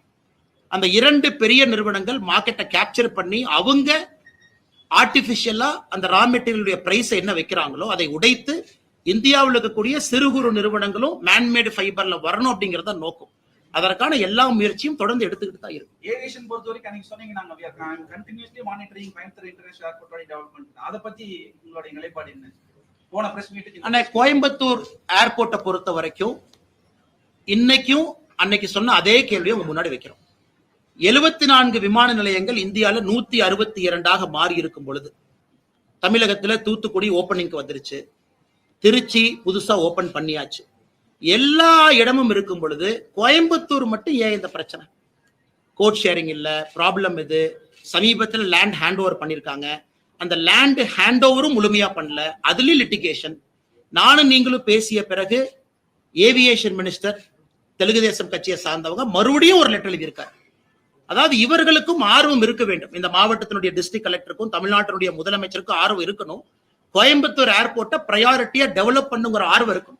சும்மா பேருக்கு வந்து நாம கொடுத்தோம். இன்னைக்கு 100% கோயம்புத்தூர் ஏர்போர்ட்டுடைய விஸ்தாரம் ஆகாம இருப்பதற்கான காரணம் நமக்கு டெண்டர் நோட்டிபிகேஷன் ஒரு நாளுங்கன்னா லேண்ட் இன்னும் கொடுத்தே முழுமையாக இன்னும் அவங்க லேண்ட் ஹேண்ட் ஓவர் பண்ணாம இருக்கிறாங்க. முழுமையா ஹேண்ட் ஓவர் பண்ண. மறுபடியும் ஏவியேஷன் மினிஸ்டர் ரிமைண்டர் லெட்டர் எழுதியிருக்காங்க. கடந்த முறை வானதி சீனிவாசன் அவர்கள் கோயம்புத்தூர் தெற்கு தொகுதியினுடைய எம்எல்ஏ முதலமைச்சரை பார்த்த பிறகு 2 நாட்கள் கழிச்சு டிஆர்பி ராஜா அவங்க சொன்னாங்க லேண்ட கொடுத்தோம். முழுமையா கொடுத்தாங்களா? கொடுக்கல. இருந்த ஏவியேஷன் மினிஸ்டர் மறுபடியும் கடிதம் எழுதுறாங்க. அந்த அக்கறை பண்ணி லிட்டிகேஷன்ல ரிமூவ் பண்ணி கொடுக்க வேண்டியது இவங்க கடமை. எப்படி மத்திய அரசு இங்க வந்து லிட்டிகேஷன் அவங்க பொறுப்பு எடுப்பாங்கன்னா முழுக்க இந்த திட்டம் ஸ்டார்ட்க்கு வந்து மாநில அரசு தான் காரணம். அதே தான் சொல்றேன். அப்படி இருந்தா நாம ஏன் கோயம்புத்தூரை வஞ்சிக்க போறோம்னா, தூத்துக்குடி ஓப்பனிங்க்கு ரெடி இருக்கு, திருச்சி ஓபன் பண்ணியாச்சு. எத்தனையோ புது விமான நிலையங்கள் தமிழகத்தில் கொடுக்கும் பொழுது கோயம்புத்தூர் எங்களை பொறுத்தவரை ஹை பிரையாரிட்டி. காரணம் வால்யூம் ஆஃப் டிராபிக். இதனால மத்திய அரசு ஏன் கோயம்புத்தூரை வஞ்சிக்க போகுது? மிச்ச இடத்துல கிளியரா இருக்கும்போது டெண்டர் போடுறோம், டக்குன்னு மேல கொண்டு போறோம். கோயம்புத்தூர்ல தயவு செய்து நீங்க மாநில அரசுக்கு அழுத்தம் கொடுங்க, லேண்ட கிளியர் பண்ணி கொடுக்க சொல்லுங்க. ஏன்னா லேண்ட கிளியர் பண்ணாம 2 முறை டிராயிங்க மாத்திருக்காங்க. தமிழகத்திலேயே அதிகப்படியான நிதி ஒதுக்கீடு இந்த ராஜ்யத்துக்கு கோவைக்கு தான் பண்ணிருக்கிறோம் அப்படின்னு சொல்றாங்க. 90% முடிஞ்சிருச்சுங்க. நீங்க சொன்ன மாதிரி 10% முடியல, 100% ஹேண்ட் ஓவர். லிட்டிகேஷனோட ஒரு ப்ராப்பர்ட்டியை ஹேண்ட் ஓவர் பண்ணீங்கன்னா மத்திய அரசு லிட்டிகேஷனை சால்வ் பண்ண முடியாதுங்கண்ணா. லேண்ட் வந்து மாநில அரசுடைய கண்ட்ரோலுங்கண்ணா. கான்ஸ்டிடியூஷன் ஆஃப் இந்தியா படி முழுமையாக நீங்க லேண்ட கொடுக்காம மத்திய அரசு செயல்படுத்த முடியும். அதனாலதான் போன முறை நாம் பேசிய பிறகு ஏவியேஷன் மினிஸ்டர் மறுபடியும் ஒரு கடிதம் எழுதியிருக்கிறாங்க, எங்களுக்கு லேண்ட முழுமையா ஹேண்ட் ஓவர் பண்ணுங்க. பண்ணிட்டாங்கன்னா எங்க ரெஸ்பான்சிபிலிட்டி நாங்க செயல்படுத்தி காட்டுறோம்.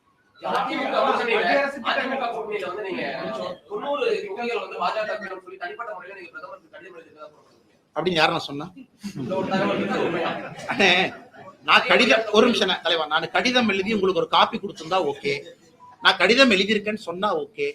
காலையில இருந்து கடிதம் எழுதியிருக்காங்க, இதை வந்து இப்படி சொல்லியிருக்காங்க அப்படி சொல்லியிருக்காங்க. அண்ணா நான் சிவனேன் என் வேலையை பார்த்துட்டு இருக்கேன். என்னை பொறுத்தவரை 2024 கூட்டணி எல்லாம் ஃபார்ம் ஆன பிறகு, எல்லா கட்சிகளும் அமைந்த பிறகு அந்தந்த தலைவர்கள் பேசுவாங்க யார் எவ்வளவு சீட் நிக்கணும். எங்கிட்ட கேட்டீங்கன்னா பிஜேபி நிறைய சீட்ல நிக்கணும்னு நினைக்கிற ஆள் நான். பிஜேபி 2014, 19, 24 ஒரு ஆண்டு வளர்ச்சி பாதையில் இருக்கு. அதனால் என்னை பொறுத்தவரை நான் கடிதம் எழுதியிருந்தால் நானே உங்கள்கிட்ட சொல்றேன், அந்த நேரம் சூழ்நிலை வரும் பொழுது தலைவர்கள் இருக்காங்க சொல்லுவாங்க. அதனால இதை ஒரு விவாத பொருளாக எதற்காக்கணும்? எலெக்ஷன் பக்கத்துல வந்துருச்சாங்கன்னா கூட்டணி ஃபார்ம் ஆயிருச்சா? அண்ணாமலையோட வாக்குறுதிகள் ஒண்ணுமே என்னென்ன நிறைய இருக்குங்க சார். நீங்க எலெக்ஷன் சொன்னீங்களா சார், என்டிஏ கம்பி அண்ணன் என்ஏ எவ்வளவு கொண்டு வரீங்க, அதெல்லாம் என்ன? என்ஏக்கு வந்து நம்முடைய உள்துறை அமைச்சர் கடிதம் போட்டிருக்காங்க. குறிப்பாக நம்முடைய அமித்ஷா அவர்கள் ஒரு கடிதம் எழுதியிருக்கிறாங்க, பதில் கடிதம். என்ன சொல்லியிருக்காங்கன்னா, மதுரை அலுவலகத்தை வந்து நாங்க இன்னைக்கு விஸ்தாரப்படுத்துறோம். காரணம் வந்து ஜியோகிராபிக்கல் லொகேஷன் படி மதுரைக்கு வந்து இன்னைக்கு ஒரு விஸ்தாரப்படுத்தணும், என்ஐஏ என்சிபி 2க்கும். ஸோ நார்கோட்டிக்ஸ் கண்ட்ரோல் பியூரோ கோயம்புத்தூருக்கு வர வேண்டும் என்பது எங்களுடைய தொடர் இது. காரணம் இங்க கல்லூரிகள் பள்ளிகள் அதிகமா இருக்கு. இன்னைக்கு மதுரை அலுவலகத்தை ஒரு படி மேல உயர்த்தி விட்டுருக்காங்க, 1 லெவல் அப் கொண்டு போயிருக்காங்க. அது கோயம்புத்தூர் உட்பட எல்லா பகுதிக்கும் அது பார்த்துக்கணும் அப்படின்னு. என்ஐஏக்கு நாங்கள் எழுதின கடிதத்திற்கு பரிசீலிப்பதாக கடிதம் எழுதியிருக்கிறாங்க. ஸோ பரிசீலனை இருக்கு. என்சிபியை பொறுத்தவரை நம்முடைய கோரிக்கைக்கு மதுரையை எலிவேட் பண்ணி அதற்கு அதே பவர்ஸ் கொடுத்து சீனியர் ஆபீசர்ஸ் அனுப்பிச்சிருக்காங்க. பட் தொடர்ந்து நாங்கள் கேட்போம், போராடுவோம். காரணம், தமிழகத்துல கல்லூரிகள் அதிகமாக இருக்கக்கூடிய மாவட்டம் கோவை மாவட்டம். இங்க தனிப்பட்ட அதிகாரிகள் கண்காணிக்கணும். ஒருவேளை மதுரையை எலிவேட் பண்ணா கூட இங்க ஒரு பிரான்ச் ஆபீஸ் மாதிரி போட்டுனாவது இங்க வந்து உட்காரணும். ஆனால் தொடர்ந்து எல்லா இடத்துலயும் ஃபாலோ பண்ணிக்கிட்டே இருக்கோங்கன்னா போராடிட்டு இருக்கோம். 48 hours ஓகே. மிச்சம் எல்லாம் முடிச்சு அதுக்கு வருவேன். இன்னைக்கு CDR 2க்கு வருவோம். கேளுங்க.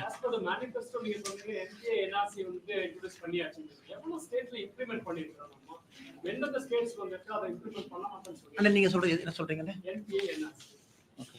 நேஷனல் பாப்புலேஷன் ரெஜிஸ்டரா அண்ணே? இருங்கண்ணே அண்ணே, அதற்கான டேட்டா எங்கிட்ட இல்லைங்கண்ணே. என்பிஆர் அப்கோர்ஸ் இல்ல, என்பிஆர் நாம என்னது ஆரம்பிக்கல. குறிப்பா இந்த சிட்டிசன்ஷிப் அமெண்ட்மெண்ட் ஆக்ட் சிஏஏ கொண்டு வந்த பிறகு இந்தியாவில் எத்தனை பேருக்கு புதிதாக குடியுரிமை கொடுத்திருக்கிறோம் அப்படிங்கிற டேட்டா எக்ஸாக்டா எங்கிட்ட இல்ல. அவங்களுக்கு அந்த ஸ்மால் மைக்ரோ என்டர்பிரைஸ் டேட்டா ஒன்று கொடுக்கணும். உங்களுக்கு அந்த டேட்டா கண்டு கொடுக்குறோம். கேளுங்க. அடுத்தது மத்திய அரசு திட்டங்களை தமிழகத்தில் அமல்படுத்துறதுல என்னென்ன சிக்கல் இருக்கு? தொடர்ச்சியா இன்னொரு கேள்வி என்னன்னா, இப்ப NEP-ஆ இருக்கட்டும், விஸ்வகர்மா யோஜனா இருக்கட்டும், இதெல்லாம் அமல்படுத்தாதனால தமிழகம் இழந்திருக்கக்கூடிய விஷயங்கள் என்னன்னா நீங்க நினைக்கிறீங்க? அதே மாதிரி கொடுக்கப்பட்ட நிதிகளுக்கு பார்த்தீங்கன்னா இன்னைக்கு விஸ்வகர்மா யோஜனா முதல் எடுத்துக்கலாங்கன்னா 13,000 கோடி ரூபாய் திட்டம் வந்து இந்தியால எல்லா மாநிலத்திலும் இதை வந்து முதல்வர் விஸ்வகர்மா திட்டம் கொண்டு வந்தாங்க. நாம் சொல்லி இருக்கக்கூடிய திட்டத்திலிருந்து முழுமையாக மாறுபட்ட திட்டம். நாம வந்து 3 லட்சம் ரூபாய் 1 லட்சம் நாம வந்து அதிகப்படியான கம்யூனிட்டி சேர்த்திருக்கோம், அவங்க குறைவான கம்யூனிட்டி சேர்த்திருக்காங்க. அதனால மாநில அரசுகிட்ட நான் கேட்க விரும்புறது, ஐயா நாங்க விஸ்வகர்மா திட்டத்தை கொண்டு வந்தோம், லட்சக்கணக்கான மனிதர்கள் ரெஜிஸ்டர் பண்ணாங்க. நீங்க கொண்டு வந்த விஸ்வகர்மா திட்டத்துல ஆயிரக்கணக்கானவர்கள் கூட பதிவு செய்யல அப்படிங்கிறது என்னுடைய குற்றச்சாட்டு. அதுக்கு உங்க ₹1 கூட நிதி அலோகேட் பண்ணணும். இந்தியா முழுவதும் விஸ்வகர்மால நம்ம நிதி கொடுத்து 13,000 கோடி திட்டத்தை செயல்படுத்தி கொண்டிருக்கும் பொழுது தமிழகத்துல ஏட்டிக்கு போட்டியாக ஒரு திட்டத்தை கொண்டு வந்து எத்தனை பேர் பதிவு பண்ணிருக்காங்க ரெக்கார்டு கொடுக்கட்டும். மோடி ஐயாவுடைய விஸ்வகர்மா திட்டத்தினுடைய பதிவு டீட்டெயில் தமிழக அரசு கையிலே இருக்கு, அதே வெளியிடட்டும். சோ நமக்கு பதிவு செய்ததுல 10ல் ஒருத்தர் தான் தமிழ்நாடு விஸ்வகர்மா திட்டத்துல பதிவு பண்ணிருக்காங்க. அது அவங்களே கிளாரிஃபை பண்ணட்டும். ₹1 கூட ஃபண்டில் டிஸ்போஸே பண்ணல. அப்படி இருக்கும் பொழுது வேண்டுமென்றே மத்திய அரசுடைய திட்டத்தை முடக்க பார்த்து மாநில அரசு போட்டியாக கொண்டு வந்த திட்டம் ஃபெயிலியர் தானே. இது அவங்க வந்து மாநில அரசு உணர்ந்துக்கணும். அதே போல முதலமைச்சருடைய மருந்து கடைகள் திட்டம் அதுவும் இன்னைக்கு ஃபெயிலியர் ஆக போகுது. காரணம், இந்தியா முழுவதுமே பிரதம மந்திரியினுடைய மலிவான மருந்து கடை இந்தியா முழுவதுமே இருக்கு. தமிழகத்துல 900க்கும் மேற்பட்ட கடைகள் இருக்கு. அதற்கும் ஏட்டி போட்டியை அவனை கொண்டு வந்து இன்னைக்கு முதலமைச்சருடைய மருந்து கடை ப்ரொக்யூர் பண்ண முடியல. அவங்களால மருந்து வாங்க முடியாம தவிச்சிட்டு இருக்காங்க. சோ அங்கேயும் பிரச்சனை. இன்னைக்கு நீங்க தேவையில்லாம முதலமைச்சருடைய மலிவு மருந்து கடை ஆரம்பிச்சு உங்களாலையும் ப்ரொக்யூர் பண்ண முடியல. மத்திய அரசுக்கு சப்ளை செயின்ல வரக்கூடியதை நீங்க பிளாக் பண்ணி வச்சிருக்கீங்க. இதுவும் பிரச்சனை. ஆனா முதலமைச்சர் அவர்கள் உணர்ந்து கொள்ள வேண்டும். ஒரு திட்டத்தை நீங்க கொண்டு வந்தா முழுமையா நிறைவேற்று. மத்திய அரசு திட்டத்தையும் நிறைவேற்ற விடாம உங்க திட்டத்தை கொண்டு வந்து அதையும் பிளாக் பண்ணி 2 திட்டத்தை சொதப்பிட்டு இருக்காரு. ஒன்னு விஸ்வகர்மா திட்டத்தை முடிச்சு விட்டாரு, இந்தியா முழுவதும் பயன்பெற திட்டம். பிரதம மந்திரியினுடைய மலிவு விலை மருந்து கடை அங்க வரக்கூடிய சப்ளை செயின்ல தமிழக அரசு கான்ட்ராக்ட் போடுறாங்க, எனக்கும் அதே மருந்து கொடு. அப்புறம் என்ன பிரமாதம்? அதே மருந்து பிரதமருடைய கடைக்கு போகும் பொழுது நீங்க எதுக்கு அதை வாங்குறீங்க? வேற சப்ளை செயினுக்கு போங்க. நீங்க வாங்குறதுனால அங்க போற சப்ளை செயின் பாதிக்குது. அதனால 2 திட்டமும் கூட போட்டிக்கு ஏட்டிக்கு போட்டியா கொண்டு வந்த திட்டம் வந்து அட்டர் ஃபெயிலியர். மத்திய அரசு கொடுக்கக்கூடிய நிதி ஆதாரங்கள் சரியான முறையில விவசாயிகளுக்கு போய் சேர மாட்டேங்குது, இண்டஸ்ட்ரியல்ஸ்காரங்களுக்கு எம்எஸ்எம்இ இண்டஸ்ட்ரியல்காரங்களுக்கு போய் சேர மாட்டேங்குது. அவங்களும் எல்லாருக்கும் தரப்புலையுமே எங்களுக்கு சென்ட்ரல் கவர்மெண்ட்ல எவ்வளவு பணம் கொடுக்குறாங்கன்னு எங்களுக்கு தெரியுது சார், எவ்வளவு வருதுன்னு தெரியல சார். அப்படிங்கிறப்ப இங்க பிரச்சனை என்னன்னா, எதற்காக இந்தியால எல்லா இடத்துலயும் டபுள் இன்ஜின் கவர்மெண்ட் சக்சஸ் ஆகுதுனாங்கன்னா டிரான்ஸ்பரன்சி இருக்கு. பிஜேபி ஆட்சி மத்தியிலும் மாநிலத்திலும் ஒரே ஆட்சி இருக்கும் பொழுது அக்கௌண்டபிலிட்டி இருக்கு. நீங்க வந்து அக்கௌண்டபிலிட்டி இல்ல. அதாவது ஃபேக் டேட்டா போடணும். 100 நாள் வேலைவாய்ப்பு திட்டத்தில் எவ்வளவு ஃப்ராட் பண்ணிருக்காங்க, ஃபேக் என்ட்ரி. அதே போல மிக முக்கியமாக பிஎம் கிசான் ஸ்கீம் எனக்கு ரொம்ப மனது வலிக்கக்கூடிய திட்டங்கன்னா 38 லட்சத்துல ஆரம்பிச்சு 21 லட்சத்துக்கு வந்துட்டோம். 17 லட்சம் விவசாயிகள் டிஸ்குவாலிஃபை ஆயிட்டான். நாம டிஸ்குவாலிஃபை பண்ணல, டிஸ்குவாலிஃபை பண்ணது மாநில அரசு. நம்ம ஆரம்பிக்கும் போது 38 லட்சம். உன் டாக்குமெண்ட் இப்படி இல்ல, பட்டா சிட்டா 2 பேத்து பேர்ல இருக்கு, ஒரே குடும்ப பிரிங்கன்னு இவங்க பிரச்சனை பண்ணி அதை குறைச்சு 21 லட்சத்துல வச்சிருக்காங்க. சோ மாநில அரசை பொறுத்தவரை டிரான்ஸ்பரன்சி இல்லாம பாருங்க. ஆவாஸ் யோஜனா இந்தியா முழுவதும் ஒழுங்கா போகுது. இங்க நேத்து கூட அக்கா சொன்னாங்க, நான் திமுக காரனுக்கு பணம் கொடுத்தா தான் என்ட்ரியே போடுறான் பஞ்சாயத்து லெவல். சோ எல்லா இடத்திலும் கூட மத்திய அரசுடைய திட்டத்தை செயல்படுத்தக்கூடாது என்கின்ற ஒற்றை நோக்கில திராவிட முன்னேற்ற கழகம் இருக்கிறான். அனைத்து இடத்திலும் சப்சிடி டிரான்ஸ்பரண்டா போகும்போது இங்க மட்டும் என்ன பிரச்சனை? ஏன் அதை பண்றாங்க? கலெக்டர் ஆபீஸ்ல அக்ரிகல்ச்சர் ஆபீசர் இருக்கார். அவர் என்ன பண்றாரு? டாஸ்மாக் இன்சார்ஜா பல கலெக்டர் ஆபீஸ்ல போட்டிருக்காங்க. அவங்க வேலை தானே. அவங்க போய் உண்மையாலுமே மண்வள அடையாள அட்டை 25 கோடி விவசாயிகள் தமிழகத்துல அது குறைவு வாங்கல. இதெல்லாம் போய் கேம்ப் போட்டு நடத்தணும். மாநில அரசு கேம்ப் போட்டு இது மத்திய அரசுடைய திட்டம், வாங்க எங்க அதிகாரிகள் உட்கார்ந்து இருப்பாங்க, ஞாயிற்றுக்கிழமை மணிக்கு நீங்க வாங்க கலெக்டர் ஆபீஸ்க்கு, நீங்க வந்து பதிவு பண்ணுங்க. அதான் டபுள் இன்ஜின் கவர்மெண்ட். ஒரு மாநில அரசும் மத்திய அரசும் ஒரே கட்சியில் இருக்கும் போது நடக்கும். ஆனா தமிழகம் நம்முடைய துரதிர்ஷ்டம், மாநில அரசு மத்திய அரசுடைய திட்டங்களை முடக்க வேண்டும் என்கின்ற ஒற்றை நோக்கில் இருக்கிறாங்க. அதான் பிரச்சனை. அதிமுக கூட்டணி வேண்டாம் என்ற நிலைப்பாட்டில் இருந்த அண்ணாமலை தற்போது வரைக்கும் மாறல அப்படிங்கிற ஒரு ஏன்னா அமித்ஷா பங்கேற்ற மேடையில கூட நீங்க அதிமுக தலைவர்கள் குறித்து பேசல. அதே போன்று கோவையில் நடைபெற்ற இளையராஜா கூட்ட நிகழ்ச்சியில ஸ்டாலின் ஐயா சொன்னாரு. அதிமுக தலைவர்கள் குறித்து இந்த விதமான கருத்து பேசல. அண்ணா நான் பிஜேபியினுடைய தொண்டனா, உயிர் இருக்கிற வரைக்கும் இந்த கட்சி வளர்ச்சிக்காக மட்டும்தான் நான் இருக்கேன். மற்ற கட்சி அதே நேரத்துல கட்சி ஒரு முடிவு எடுக்கும் பொழுது ஒரு தொண்டனாக நான் கட்டுப்படுறேன். எங்களுடைய தலைவர்கள் ஒரு முடிவு எடுக்கிறாங்க, தொண்டனா கட்டுப்படுறேன். சில இடத்துல எங்கே வாயை மூடிக்கொண்டிருக்க வேண்டுமோ அங்கே வாயை மூடிக்கொண்டிருக்கின்றேன், எங்கே பேச வேண்டுமோ அங்க பேசுறேன். உறுதியாக தமிழகத்தில் அரசியல் மாற்றம் நடக்க வேண்டும் என்று நினைக்கக்கூடிய மனிதன் நான். அதே நேரத்தில் எந்த கட்சி நான் திறந்தாழ்ந்து பேசல. இளையராஜா ஐயாவை பொறுத்தவரை அவருக்கும் கலைஞர் கருணாநிதி ஐயாவுக்கும் தனிப்பட்ட நட்பு. இளையராஜா ஐயாவை நான் காலையில் எங்க பார்த்து பார்த்தேன். நம்ம மாநகரத்துக்கு வந்திருக்கிறாங்க, நம்ம வரவேற்கலாம், எப்படி இருக்கும். ஐயாவை காலையில் சந்தித்த பொழுது ஐயா ஆணை சொன்னாங்க, நீ சாயந்தரம் நிகழ்ச்சிக்கு வந்திருப்பா, வந்து பார்த்துட்டு போ வா அப்படின்னாரு. ஏன்னா இளையராஜா சொன்ன பிறகு எப்பொழுதுமே தட்டாமல் கேட்கக்கூடிய மனிதன் தான். நிகழ்ச்சிக்கு போனேன், ஐயா சொன்னாங்க சரி மேடைக்கு வாங்க அப்படின்னு. மேடைக்கு போய் பேசும் பொழுது அது அரசியல் மேடையாக நான் பயன்படுத்திக் கொள்ள விரும்பவில்லை. ஏன்னா இதே இளையராஜா ஐயா மேடையில் எத்தனையோ அரசியல் தலைவர்கள் பேசியிருக்கிறாங்க. ஆனா இளையராஜா ஐயாவை பொறுத்தவரை அவருக்கும் கலைஞர் கருணாநிதி ஐயாவுக்கும் தனிப்பட்ட நட்பு. ஏன்னா பிறந்த நாளே மாத்திக்கிட்ட நட்பு இருவருக்கும் இருக்கு, அதை எடுத்து காட்டணும். அதே நேரத்துல எனக்கும் முதலமைச்சர் மு.க. ஸ்டாலின் ஐயாவுக்கும் கருத்து வேறுபாடுகள் இருந்தாலும் இளையராஜா ஐயாவை பொறுத்தவரை கடந்த ஒரு 4-5 மாதங்கள் அழகா பண்ணியிருக்காங்க. அவருடைய சிம்பனி ஆர்கெஸ்ட்ரா மிக அழகா அதை கொண்டு வந்திருக்கிறாங்க. இளையராஜாவுக்கு கொடுக்க வேண்டிய மரியாதையை மாநில அரசு கொடுத்திருக்கிறாங்க. அதைத்தான் நான் சொன்னேன் தவிர, ஏன்னா மற்ற தலைவர்கள் பேரை சொல்லவில்லை, அதற்காக கொச்சப்படுத்திட்டாங்க அர்த்தம் இல்லை. கலைஞர் கருணாநிதி ஐயா தனி நட்பு, பிரதமர் ஐயா இளையராஜா ஐயாவுக்கு செய்ய மாநிலத்தினுடைய முதலமைச்சர் ஸ்டாலின் ஐயாவும் செய்யறாங்க. அதை அந்த மேடையில சொல்லாம வெறும் அரசியல் மேடையாக நான் பயன்படுத்தி நாங்க அப்படின்னு சொன்னா தப்பா, அது இளையராஜாவை கொச்சைப்படுத்துவது போல் இருந்திருக்கும். அதனால் மிச்சம் யாரு மேலே காழ்ப்புணர்ச்சி இல்லைங்கன்னா எங்கே எதை சொல்ல வேண்டுமோ நிச்சயமாக அங்கே அதை சொல்லும்.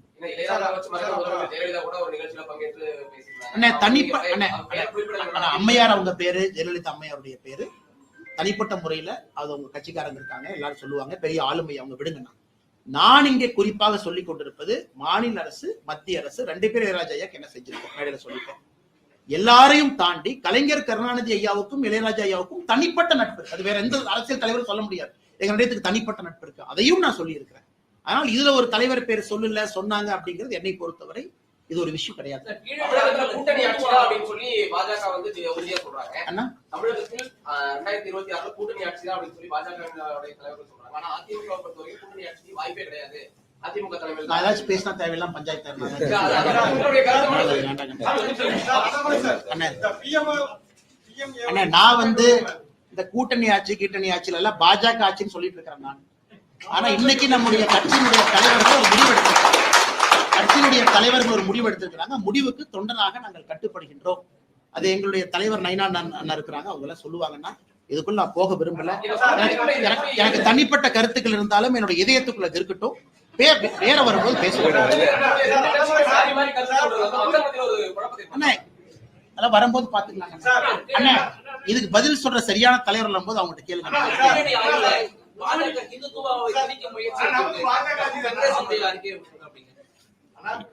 அண்ணா இந்த கீழடி ஆய்வை பத்தி கேட்டீங்கன்னா கொஞ்சம் விலாவரியாக பேச வேண்டும் என்று விரும்புகின்றேன். காரணம், கீழடியை பொறுத்தவரை 10 ஜூன் 2025 மத்திய அமைச்சர் திரு கஜேந்திர சிங் ஷெகாவத் அவங்க சென்னைக்கு வந்தாங்க. அப்ப இந்த கீழடி ஆய்வை பற்றி ஆர்கியாலஜிஸ்ட் கே அமர்நாத் ராமகிருஷ்ணன் அவர்கள் ஒரு ஆய்வறிக்கை கொடுத்திருந்தாங்க. அதை பத்தி எல்லா மீடியாலையும் சர்ச்சை பண்றேன். இந்த ஆய்வறிக்கை வந்து 982 பேஜ் ஆய்வறிக்கை, கீழடி எக்ஸ்கவேஷன் ரிப்போர்ட். இது 2014, 15, 15, 16 செஞ்ச எக்ஸ்கவேஷன் ரிப்போர்ட்டா கொடுத்திருக்காங்க. இதுல மத்திய அரசுடைய பங்கு எங்கேன்னு மட்டும் நீங்க சொல்லுங்க, நான் உங்களுக்கு டேட்டா சொல்றேன். கீழடியில் நம்ம என்ன சொல்றோம், நம்முடைய தமிழ் நாகரிகம் தொன்மையான நாகரிகத்தை பத்தி சொல்றோம். இதுவரை இந்தியாவுல புரிதல் என்னன்னா, ஹரப்பன் நாகரிகம் தான் தொன்மையானது. அங்கே இருந்து ஹரப்பன் அழிவு ஆரம்பிக்கும் பொழுது அங்கிருந்து பிரிஞ்சு ஈஸ்ட்ல போனாங்க, சவுத்துல வந்தாங்க, அங்கங்க போய் நாகரிகம் தோன்றியது என்பதுதான் இத்தனை நாள் நம்ம வைக்கக்கூடிய வாதம். கீழடியை பொறுத்தவரை நம்ம என்ன சொல்றோம் அப்படின்னா, இன்னைக்கு இது கிட்டத்தட்ட 5300 ஆண்டுகள் பழமையானதுன்னு ஒரு வாதத்தை வைக்கிறோம். 5300 இயர்ஸ். அப்ப ஹரப்பன் எத்தனை ஆண்டுகள் பழமையானது அப்படின்னு ஹரப்பா அதை எடுத்தீங்க அப்படின்னா, அவர்களும் கிட்டத்தட்ட அதே பழமையான ஒரு நாகரிகம் ஹரப்பன் சிவிலைசேஷன் கூட. ஏன்னா இன்னைக்கு ஹரப்பா நீங்க போனீங்கன்னா, அவங்க இன்னைக்கு இண்டஸ் வேலி நம்ம என்ன சொல்றோமோ 3300 பிசியில இருந்து 1300 பிசி, அப்படின்னா 5500 ஆண்டுகள் இண்டஸ் வேலி சிவிலைசேஷன் பழமையானது. அதே கருத்தை நாம வைக்கிறோம், இண்டஸ் வேலி அழிந்த பிறகு நாம தோன்றல, அது நடந்த பொழுதே பேரலா இங்க நமக்கு நாகரிகம் இருந்துச்சுன்னு தான் நம்ம சொல்றோம். இன்னைக்கு இந்த ரிப்போர்ட்டை வந்து 3 அறிஞர்கள் குவெஸ்டின் பண்ணிருக்காங்க. நாம குவெஸ்டின் பண்ணலீங்கன்னா நல்லா புரிஞ்சு, 3 அறிஞர்கள் அதான் மத்திய அரசு திரும்ப கேட்டிருக்காங்க. ஒன்று, யூனிவர்சிட்டி ஆஃப் கல்கட்டால இருக்கக்கூடிய விஷ்ணு பிரியா பசக் என்கின்ற ப்ரொஃபசர் ஆர்கியாலஜிஸ்ட்.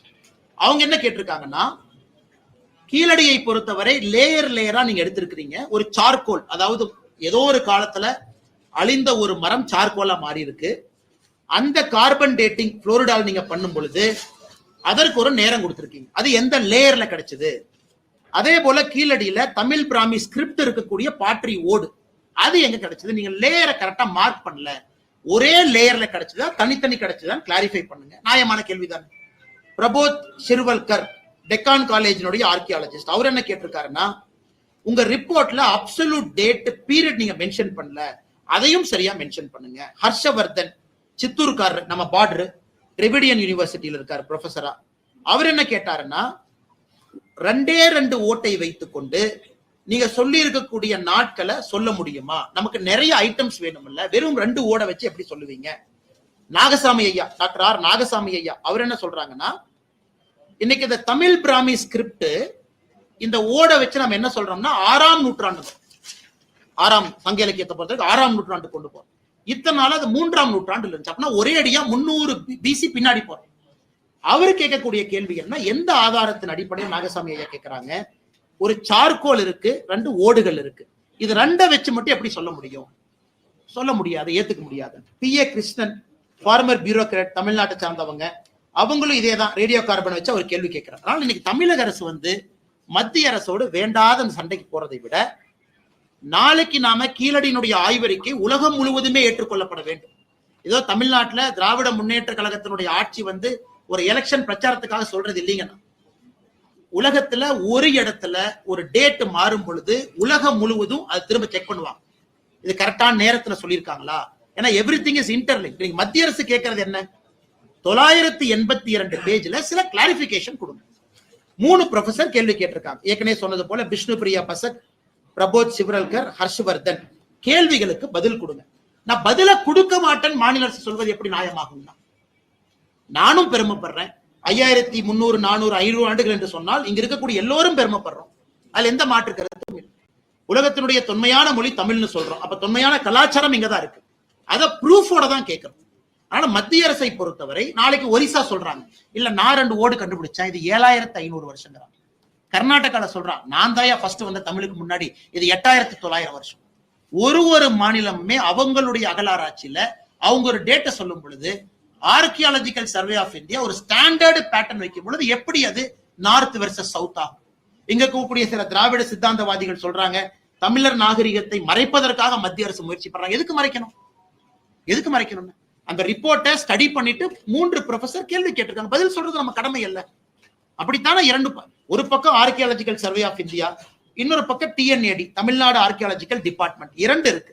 அதனால என்னை பொறுத்தவரை மத்திய அரசு கேள்வி கேட்டாங்கன்னு சொல்றதை விட ஆர்கியாலஜிக்கல் சர்வே ஆஃப் இந்தியா கேள்வி கேட்டிருக்காங்க, அதுக்கு பதிலை கொடுப்பதற்கான முயற்சி இருக்கணுமோ தவிர, ஒரு மூத்த அமைச்சராக இருக்கக்கூடிய தங்கம் தென்னரசு அவர்களே ட்விட்டர் மூலமாக வசைப்பாடி மத்திய அரசு north versus south, Tamil versus Hindi அப்படிங்கிற வாதத்திற்கு எதற்காக போகணும்? அதான் கஜேந்திர சிங் ஷெகாவத் அவர்கள் காலையில தமிழ்ல ட்விட்டர் பக்கத்துல பதிவு பண்ணியிருக்காங்க. ஒரு ரிப்போர்ட்டை நீங்க கொடுக்குறீங்க, அது வேர்ல்டு வைட் ரிப்போர்ட்டா கொண்டு போகணும்னு விரும்புறோம், ஸ்டாண்டர்டை எதிர்பார்க்கிறோம், சில கேள்விகளை கேட்கிறோம், பதில சொல்றதை விட்டுட்டு எதற்காக நார்த் சவுத்னு பிரச்சனை ஆரம்பிக்கிறீங்கன்னு கஜேந்திர சிங் ஷெகாவத் அவர்கள் காலையில ட்வீட் பண்ணிருக்கிறாங்க. அண்ணா பல்கலைக்கழகத்தை நகராட்சி 50 லட்சம் அண்ணாமலை மன்னிப்பு கேட்கணும். இந்த மன்னிப்பு வெங்காயம் எல்லாம் கேட்க முடியாதுன்னா நான் சொல்றேன், நான் இருங்க.6 மாசமா எல்லா வில்லேஜ்ல வந்து குடிய தோண்டி வந்து தண்ணி பைப் மாட்டிட்டாங்க சார். சரிங்க. தண்ணி வெள்ள கேட்டது மோடி ஸ்கீம், ஆனா அவங்க போய் கேளுன்னு சொல்லி எல்லா கிராமம் சொல்லிட்டு இருக்காங்க சார். அண்ணா பத்தி கேள்றேன் நீங்க. சாரி அண்ணா, சாரி அண்ணா. எந்த ஏரியாங்கண்ணா தெரியாது? செட்டிபாளையம் எல்லா பக்கம் ப்ளூ கலர் பைப் மாட்டி பாக்ஸ் மாட்டி போயிருக்காங்க. கிட்டத்தட்ட 6-7 மாசம் ஆச்சு. பூரா ரோடு பூரா குழி தோண்டி போட்டாங்க. ஆனா அந்த பஞ்சாயத்துல கேட்கும்போது இதுக்கு எங்களுக்கு சம்மந்தம் இல்லைங்க, இது வந்து பிரைம் மினிஸ்டரோட ஸ்கீம், நீங்க அவங்கள போய் கேளுங்க அப்படின்னு சொன்னாங்க. இதே தண்ணி வெள்ள குழி மூடலைங்க. ரைட்டுங்க அண்ணா, பதில் சொல்றேன் உங்களுக்கு. நான் கேட்க சொல்றேன்னா சொல்றேன், 3 பதில் சொல்றேன், தெரியாம சொல்லக்கூடாது. திட்டத்துல ஸ்டடி பண்ணி எல்லா சொல்றேன். பக்கம் வந்து ப்ளூ கலர் பைப்னா எல்லா பக்கம் பாக்ஸ் மாட்டிட்டாங்க. தண்ணி வருஞ்சு போட்டு குடி பூரா தோண்டி பைப் போட்டு போயிட்டாங்க. தண்ணி வெள்ள கரெக்ட். பட் அவங்க ஏன் பண்ணிருக்காங்கன்னு ஃபர்ஸ்ட் செக் பண்ணணும். கான்ட்ராக்டர் பிரச்சனையா, இல்ல இவங்க கொடுத்த சப் கான்ட்ராக்டர் கொடுத்த பிரச்சனையா, இல்ல அவங்க கொடுத்த டெபாசிட் பிரச்சனையா, ஸ்டடி பண்ணிட்டு சொல்லிருக்காங்க. தமிழக பாஜக தலைவராக அண்ணாமலை மாற்றப்பட்ட பிறகு அவரது ஆதரவாளர்கள் தனியா தான் செயல்பட்டு இருக்காங்க. குறிப்பா வந்து கோவை போட்டி நிகழ்ச்சி நடத்துறாங்க. அதே போல உங்களோட ஆதரவாளர்கள் சமூக ஊடகங்கள்ல வந்து அண்ணா ஏப்ரல் 12ஆம் தேதிக்கு பிறகு இது என்னுடைய 3வது பத்திரிகையாளர் சந்திப்பு. இதை கேட்கலாம், ஏன்னா பிரஸ்ஸை பார்க்கணும், இதுக்காக பிரஸ்ஸை பாக்குறது இல்லைன்னா அண்ணே இந்த கூட்டணி பத்தி என்ன, நமக்கு தேவையில்லாத வேலை, யாரோ பேசிட்டு நமக்கு என்ன, தலைவர் இருக்காங்க பேசிட்டு. ஆனா கடந்த 2 மாதத்துல 3வது முறையாக பத்திரிகை நண்பர்களை நான் சந்திச்சுக்கிட்டு இருக்கேன். 3வது முறை. நான் அதுக்கு மேல எங்கேயுமே பார்க்கலீங்க, நீங்களே செக் பண்ணிக்கோங்க. காரணம் என்னை பொறுத்தவரை எல்லாருடைய அரசியல் வாழ்க்கையும் பூஜ்ஜியத்துல தாங்க நான் முடியும். அது இயற்கையினுடைய நியதி. எல்லா பெரிய தலைவர்ல இருந்து பாருங்க. ஏன்னா ஃபைனலா பதவியெல்லாம் இல்லாம தோல்ல துண்டை போட்டு வீட்டுக்கு போகணும். அப்படித்தான் அரசியல்வாதியினுடைய வாழ்க்கை இருக்கணும். யாருமே ஹைலி எல்லாம் அரசியல் வாழ்க்கையை முடிக்க முடியாது. பதவி இல்லாம தான் போவீங்க. அது எல்லோருக்கும், தொண்டனுக்கும் பொருந்தும், தலைவனுக்கும் பொருந்தும், எல்லோருக்கும் பொருந்தும். நான் அப்படித்தான் என்னுடைய அரசியல் வாழ்க்கையை பார்க்கறேன். யாருமே இங்க பெர்மனன்ட் பவர்லாம் வரல. செகண்ட் குரூப்பிசம், லொட்டு லொசுக்கு அந்த பஞ்சாயத்துல எங்கிட்ட கிடையவே கிடையாது. எல்லோரையும் ஒரே மாதிரி பார்க்கக்கூடிய ஆளுங்க. அதே நேரத்துல நாம வாழுகின்ற வாழ்க்கை என்பது 80 வயசு 90 வயசு அதுக்குள்ள நல்லது பண்ணிட்டு போகணும். பெர்மனண்டா நான் தான் உட்கார்ந்துருப்பேன், இது ஏன் ஊரு, எம் சேரு. நான் பதவியில் இருக்கும் பொழுதே தலைவர் பதவியை வெங்காயம் சொன்னாங்க. ஏன்னா வெங்காயத்தை உரிக்க உரிக்க உரிக்க ஒண்ணுமே இருக்காது. அது மாதிரி தான் லைஃப். அதனால அன்பு நண்பருக்கு எல்லோருக்கும் நான் சொல்லிக் கொள்வது, இந்த சமூக வலைதளத்துல சண்டை போடாது. அதெல்லாம் பிரயோஜனம், அதெல்லாம் வெட்டி வேலை, அதுல எந்த பிரயோஜனமும் இல்லை. உங்களுடைய தனிப்பட்ட கருத்துக்களை பதிவு பண்ணுங்க, நோ ப்ராப்ளம். கட்சியின் சார்பாக என்னுடைய அன்பான வேண்டுகோள், சண்டை போடுறேன், அதை பண்றேன், இதை பண்றேன், அதெல்லாம் நீங்க அதுல போகாதீங்க. உண்மையை சொல்ல வேண்டும் என்றால் நானே சமூக வலைதளத்துல இல்லை. என்னோட செல்போன் எடுத்து பாருங்க, எங்க ட்விட்டரா வச்சிருக்கேன், எதுவுமே இல்லை. தேவைன்னா ட்வீட் போட்டு வெளியே வந்துடுறேன். ட்வீட் எதுக்கு? உங்களுக்கு செய்தி சொல்லணும். அதை போய் படிச்சு அதுக்கு 2 கமெண்ட் போட்டு அதுக்கு ஒரு கமெண்ட் போடுறாங்க. எதுக்கு? அதெல்லாம் தேவையில்லாத. நிம்மதியா உங்க வாழ்க்கையை வாழுங்க. அரசியல் மாற்றம் ஒரு நாள் அது நடந்தே தீரும் தமிழகத்தில். அது யாராலும் தடுக்க முடியாதுங்க. அந்த நாளுக்காக காத்திருக்கும். இடையில இது நடக்கும், அது நடக்கும். அதனால என்னுடைய ஆதரவாளர், என்னோட ஆதரவாளர்ல யாரும் இல்லைங்கண்ணா, எல்லாரும் நண்பர்கள்.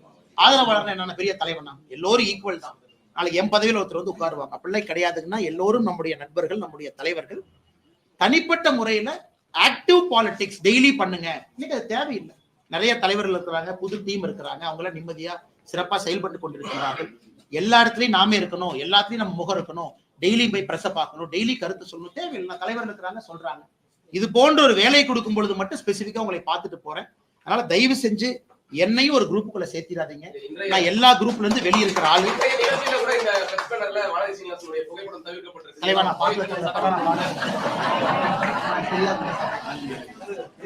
இல்லைங்க, இது வந்து காமனா தமிழ்நாடு முழுக்க சென்னையில அமைச்சர் பண்ணும்போது நீங்க சொன்னதுக்கு அப்புறம் தான் திரும்பி பாக்குறேன், நான் பார்க்கல. ஆனா இது வந்து ஆல் இந்தியா புரோட்டோகால் ஃபாலோ பண்ணிருப்பாங்க. அதாவது என்ன பண்ணிருப்பாங்கன்னா, ஒரு நட்டாஜி இருக்கிறாங்க, முருகன்ஜி இருக்கிறாங்க, நம்ம தலைவர். ஆனா இந்த பிரஸ் மீட் நான் பண்றதால நான் இருக்கேன். இந்த பிரஸ் மீட் முடிச்சதுக்கு அப்புறம் நான் இருக்கேன். அண்ணா அவங்க மகளிர் அணி நிகழ்ச்சியில போட்டுக்கலாம். எனக்கு தெரியும் ஆல் இந்தியா வந்து இது ஒரு மோடிஜியினுடைய 11 ஆண்டுகள் பிரஸ் மீட்டுங்க. மோடிஜியினுடைய 11 ஆண்டுகள் கட்சி நிகழ்ச்சிக்கு நாங்க தான் நடத்துறோம். ஆமா தலைவா, என்னை தேவையில்லாம அந்த ஒம்பல மாட்டிருக்காங்க. என்னை அந்த பிரஸ் மீட்டுக்கு வர சொன்னாங்க. என் போட்டோ போட்டிருக்கதை இப்பதான் திரும்பி பாக்குறேன். அதனால அந்த போட்டோ பஞ்சாயத்துல இருந்து வெளியே வந்துருவோம். அக்கா என் வானத்தேக்க நெஞ்சில் இருக்கும்போது எதுக்கு நான் பின்னாடி?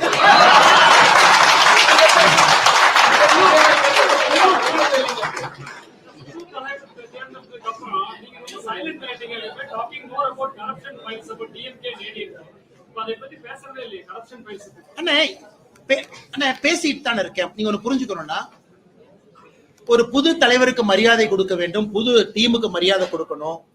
நம்ம எங்க தேவையோ அங்கே மட்டும் பேசணும். எல்லா நாளும் எதுக்கு வந்து பேசணுங்கன்னா, இது அகில இந்திய தலைவர் கோயம்புத்தூர்ல இந்த பிரஸ் மீட்டை நடத்தணும்னு சொன்னதுக்கு நான் வந்திருக்கேங்க. அவ்வளவுதான்.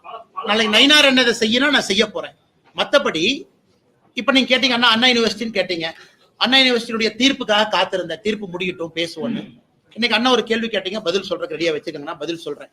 அதனால என்னை பொறுத்தவரை எங்க பேசுறோமா டெய்லி அதை பேசிட்டு இருந்தா அர்த்தம் இருக்காதுல்ல. இல்ல நீங்க தான் சொன்னீங்க கோயம்புத்தூர்ல தான் அந்த கரப்ஷன் ஃபைல்ஸ் உங்க முன்னாடி தான் நான் ரிலீஸ் பண்ண போறேன்னு சொன்னீங்க. நீங்க பதவியில இருந்து நல்லா புரிஞ்சுக்கன்னா, இந்த 2 கட்சிகளும் எங்கேயும் போறது இல்ல. பிஜேபி எங்கேயும் போறது இல்ல. 40 வயசு தான், 40 வருஷம் அரசியல் பண்ணுவேன். தமிழ்நாட்டுல அரசியல் மாற்றங்களை தெளிவா இருக்கேன், ஊழலை ஒழிக்கிறவங்க தெளிவா இருக்கேன். அப்பப்ப ஒரு ரிவர்ஸ் கியர் தேவைப்படுது, அப்பப்ப பாஸ் தேவைப்படுது. எல்லாமே தன்னிச்சையாக நான் செயல்பட்டேன் அப்படின்னா அப்புறம் நானும் ஒரு குரூப்புல சேர்ந்துக்க வேணாம். இன்னைக்கு நான் தொண்டனா இருக்கேன். தொண்டனுடைய அழகு என்னவோ அதை மட்டும் நான் ஃபாலோ பண்றேன். கட்சியினுடைய தன்மை எனக்கு புரிஞ்சிருக்கேன். எந்த நேரத்துல எதை கையில் எடுக்கணுமோ அந்த சூழ்நிலைக்கு கையில் எடுக்கணும். இன்னைக்கு என்ன பேசணுமோ அதை பேசணும்.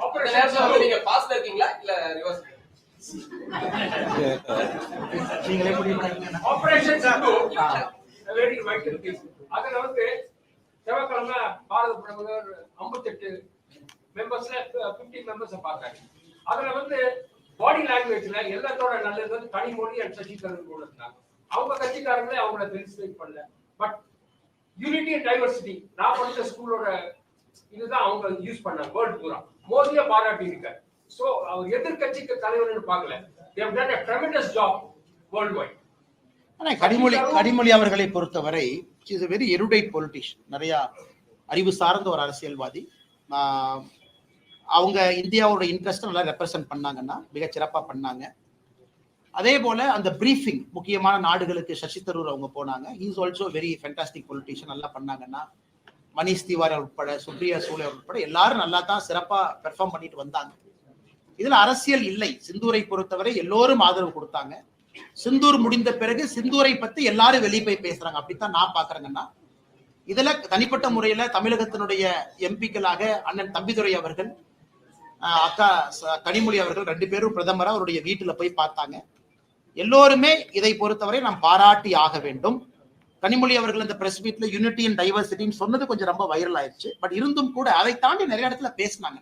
இந்த யூனிட்டி அண்ட் டைவர்சிட்டியை தாண்டி நிறைய பிரஸ் பிரீஃபிங் மிக அழகா ஆர்டிகுலேட்டா நம்முடைய மத்திய அரசினுடைய ஸ்டாண்டு ஆபரேஷன் சிந்தூரை பத்தி அழகா பேசினாங்க. அதனால எல்லோருக்குமே எங்களுடைய பாராட்டுகள், வாழ்த்துக்கள் அந்த நேரத்தில் நாங்கள் சொல்ற கடமைப்பட்டிருக்கோம். அதைத்தான் பிரதமர் மோடி அவர்களும் செய்தார். அதிமுகவிற்கு ஆதரவாக பிரச்சாரம் செய்வேன்னு சொல்லி அதிமுக குறித்து கடுமையான விமர்சனம் நீங்க வந்து அதிமுக தேர்தல் டேட் அறிவிக்கலையில தான் தேர்தல் கட்சியினுடைய மாறுன்னு நான் சொல்லலாம். கட்சியினுடைய தொண்டன் நான்.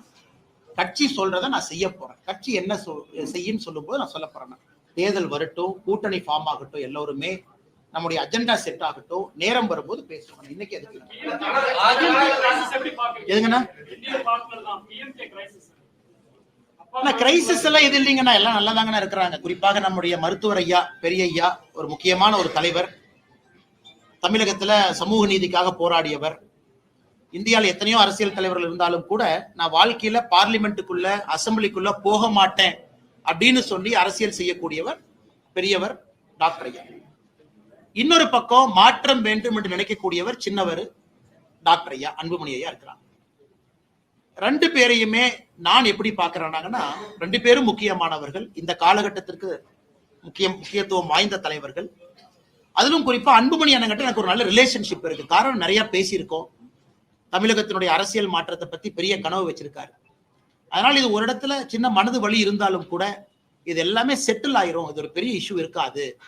அப்பா பையன் 2 பேரும் மிக விரைவாக ஒரே நேர்கோட்டுக்கு வந்து விடுவார்கள் என்கின்ற நம்பிக்கை எனக்கு இருக்கு. காரணம் ஒரு வலிமையான இயக்கம். அது 2 பேரும் வலிமையான தலைவர்கள். அதனால இது மத்தவங்க எல்லாம் பாக்குற மாதிரி இது ஒரு பெரிய இஷ்யூவா நான் பாக்கலீங்கன்னா இது சப்சைட் ஆகிருங்கிறது என்னுடைய கருத்து.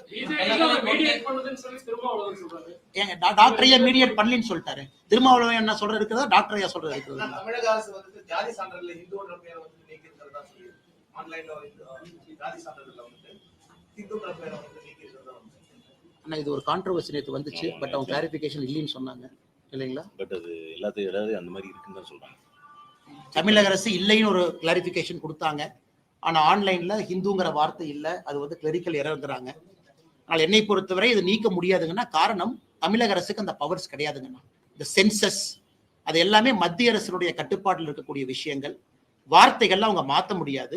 அதனால எனக்கு தெரிந்து தமிழக அரசு செய்வதற்கான சாத்தியக்கூறுகளே இல்லை. அது மிஸ்டேக்கா மட்டும்தான் இருந்திருக்கும்.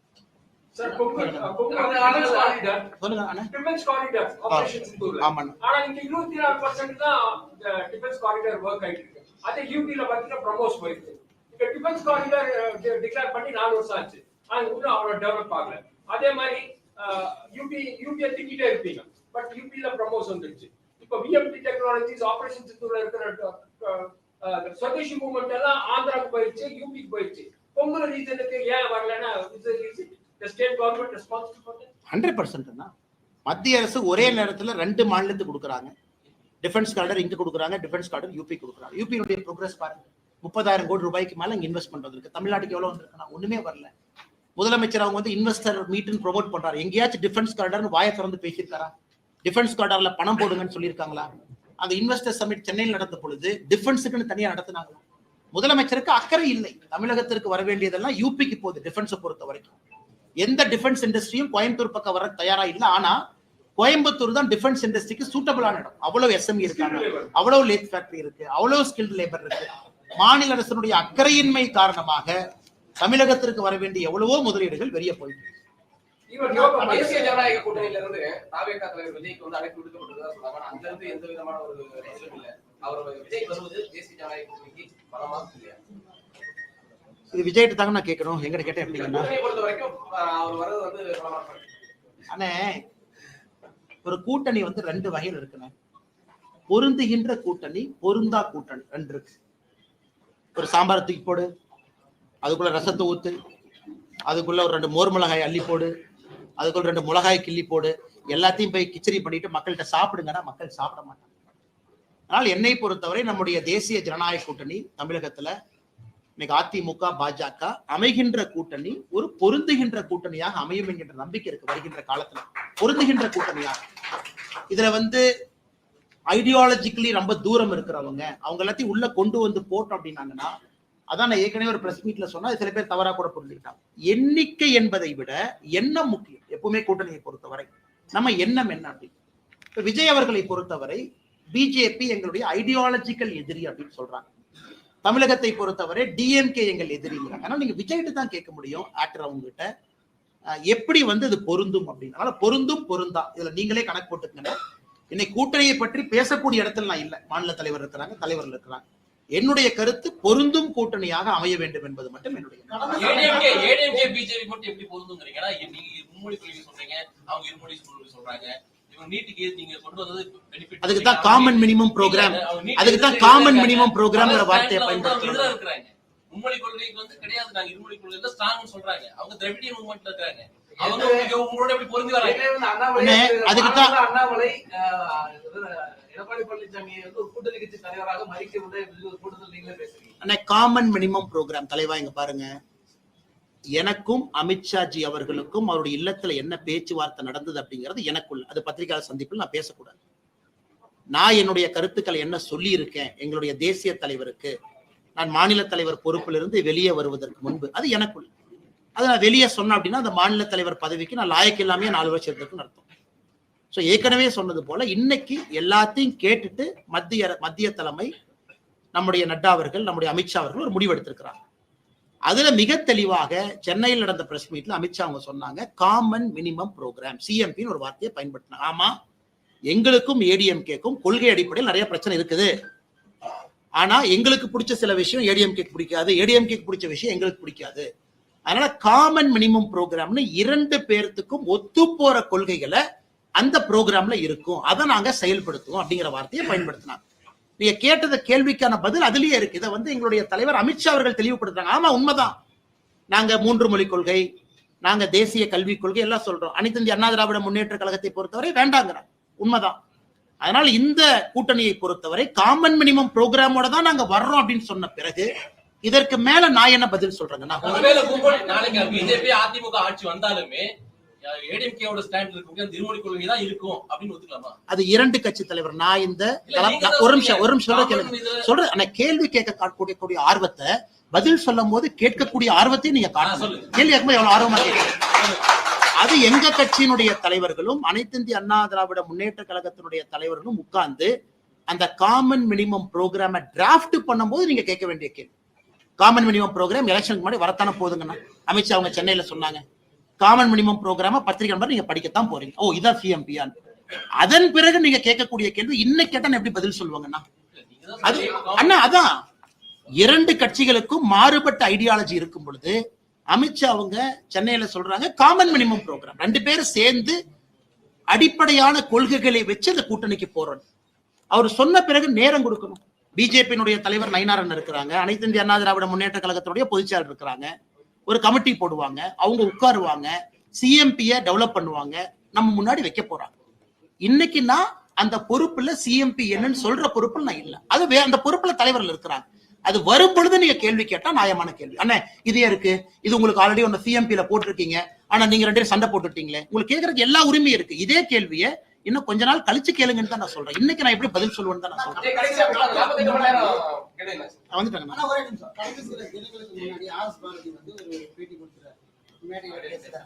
அதுல வந்து மோடிஜி 8 முறை தமிழ்நாட்டுக்கு வர்றாரு.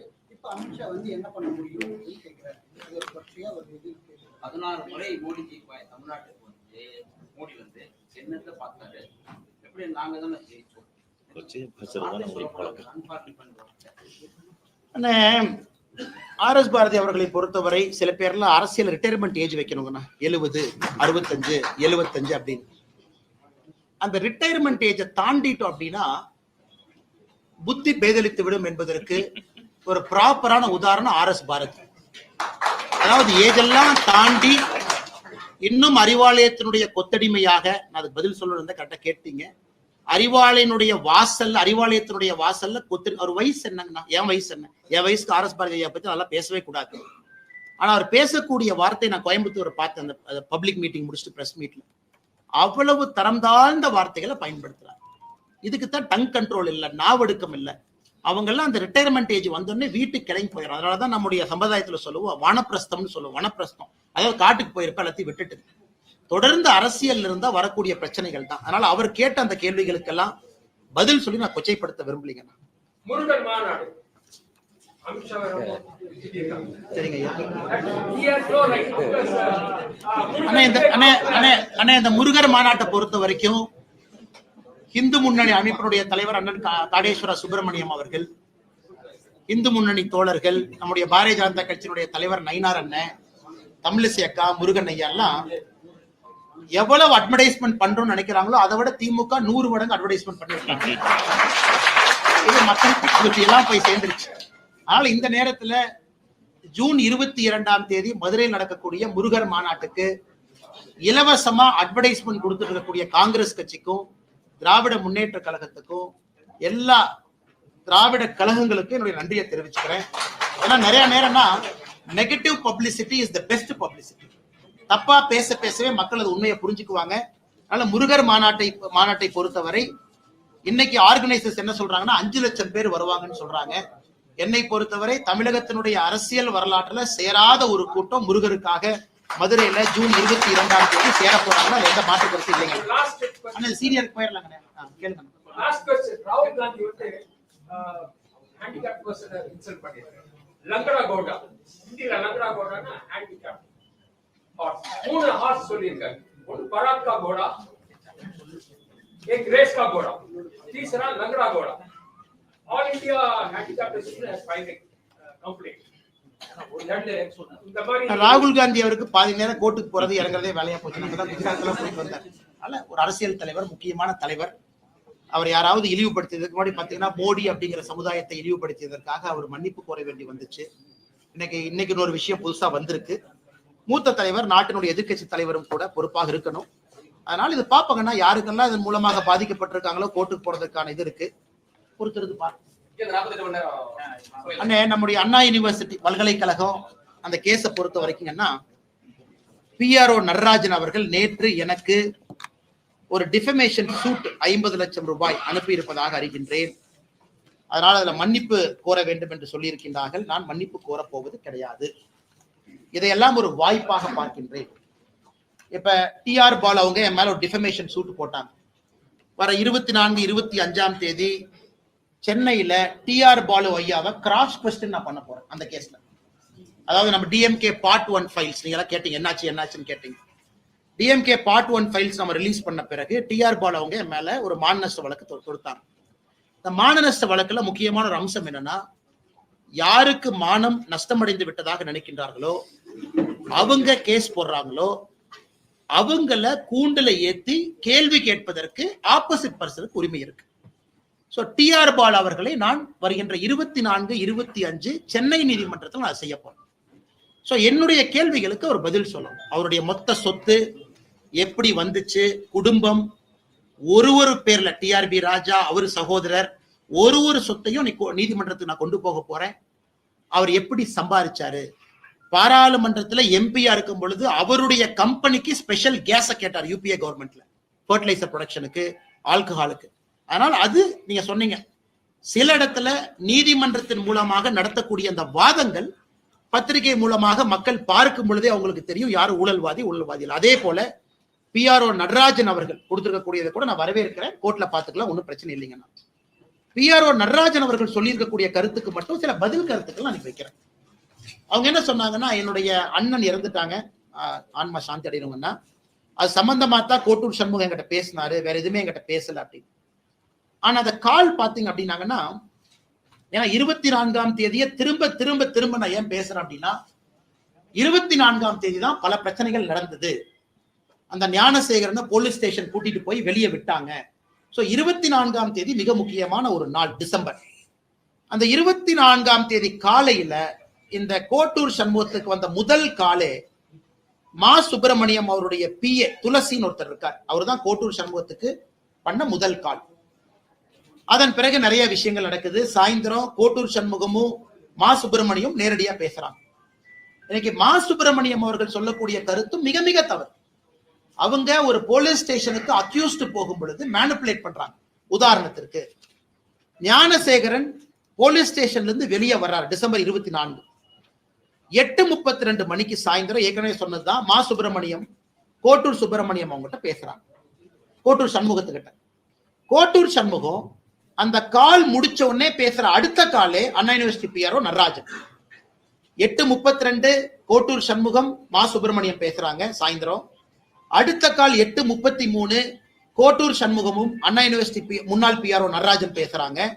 8:34 கோட்டூர் சண்முகமும் ஞானசேகரனும் பேசுறாங்க.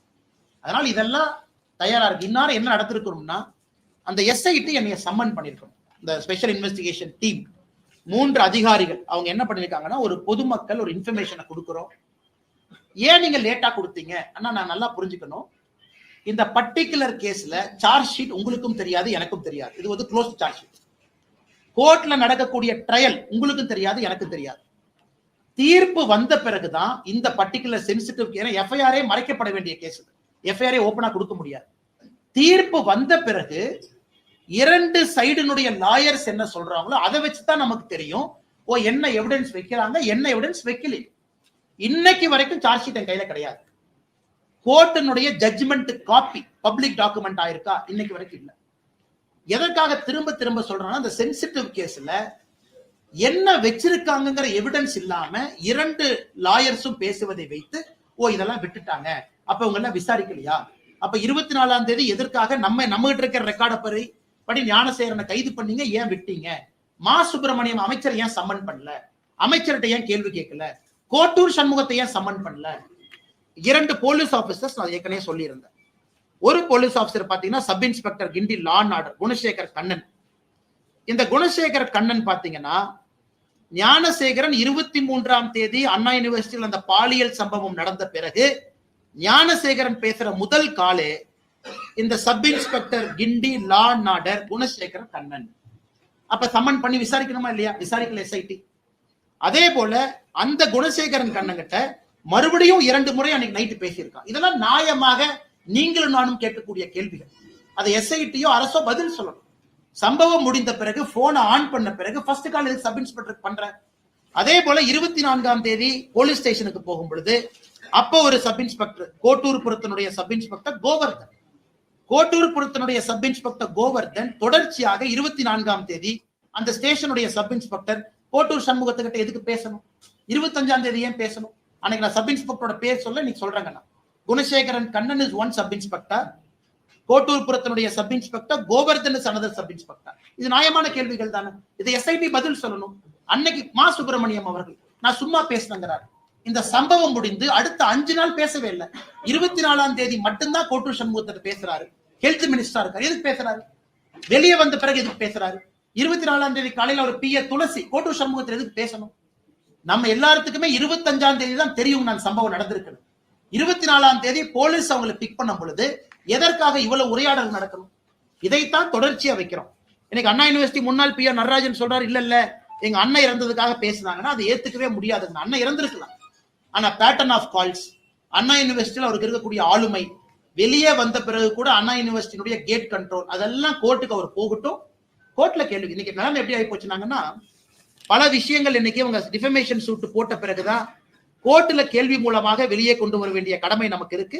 அதனால நான் வரவேற்கிறேங்கன்னா, இன்னைக்கு அதே நேரத்துல அந்த சகோதரி அண்ணா யூனிவர்சிட்டி சகோதரியினுடைய லாயர் அவரை கண்டுபிடித்து எங்கிட்ட இருக்கக்கூடிய டாக்குமெண்ட்லாம் அவர்கிட்ட கொடுத்து அவர் அப்பீல் போக சொல்றதுக்கான வேலைகளையும் நான் இறங்கி இருக்கிறேன். அதாவது அண்ணா யூனிவர்சிட்டி இந்த பாலியல் குற்றத்துல விக்டிமாக இருக்கக்கூடிய சகோதரியினுடைய லாயர் அவர் சொன்னார், எனக்கும் சமாதானம் இல்லை, நான் அடுத்து போகணும் அப்படின்னு. அதனால நம்ம கிட்ட இருக்கக்கூடிய எவிடன்ஸ் எல்லாம் கொடுத்து நீங்க போங்க, இதை வச்சு இன்னும் போங்க, வேற சிபிஐ கேளுங்க. சிபிஐ வந்து முழுதாக அதை செக் பண்ணட்டும், யாரையாச்சும் விட்டுருக்காங்களா, கோட்டை விட்டுருக்காங்களா. இன்னொன்னு நான் சொல்றேன், நான் இன்னைக்கு பத்திரிகை நண்பர்கிட்ட சொல்றேன், நான் எஸ்ஐடியை சேலஞ்ச் பண்றேங்கண்ணா. நீங்க ஞானசேகரன் இருந்து கைப்பற்றப்பட்ட மொபைல் போன்ல என்னை பொறுத்தவரை ஞானசேகரனுடைய மொபைல் போன்ல வேற வீடியோவும் இருந்துச்சு. அந்த விக்டிமை ட்ரேஸ் பண்றதுக்கு எஸ்ஐடி முயற்சி எடுக்கல. அந்த வீடியோல இருக்கக்கூடிய பெண்மணி யார் முயற்சி எடுக்கல. அவங்களா கேஸ் கொடுத்தா எடுத்துக்கலாம். ஒரு கேஸ் கொடுத்தாங்க, மே 14ஆம் தேதி ஒரு கேஸ் கொடுத்தாங்க, 2 கேஸ் கொடுத்தாங்க, இதை மட்டும் இன்வெஸ்டிகேட் பண்ணுவோம். ஞானசேகரனுடைய மொபைல் போன் தமிழ்நாட்டினுடைய ஃபோரன்சிக் லேபுக்கு போயிட்டு வந்த பிறகு அந்த போன்ல வேற வீடியோஸ் இருந்துச்சு. அப்ப எஸ்ஐடி முயற்சி எடுத்து அந்த பெண் யார் அப்படிங்கிற ட்ரேஸ் பண்ணி அவங்க கிட்ட கம்ப்ளைண்ட் வாங்க வேண்டிய பொறுப்பு எஸ்ஐடிக்கு இருக்கு. அதை செய்யல. அதனால எஸ்ஐடி என்னைய சம்மன் பண்ணிட்டு நான் பேசுறேன், ஐ எம் ரெடி. எப்படி சொன்னீங்க?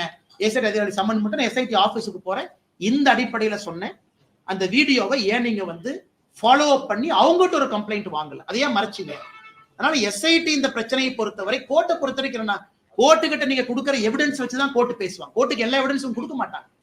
கோர்ட்டு கிட்ட 24ஆம் தேதி சிடிஆர் கோர்ட்டுக்கு எப்படி தெரியுங்கன்னா, கோர்ட்டுக்கு எப்படி தெரியும் 24ஆம் தேதி வந்து ஞானசேகரனை கைது பண்ணி நைட்டு விட்டாங்கன்னு கோர்ட்டுக்கு எப்படி தெரியும்?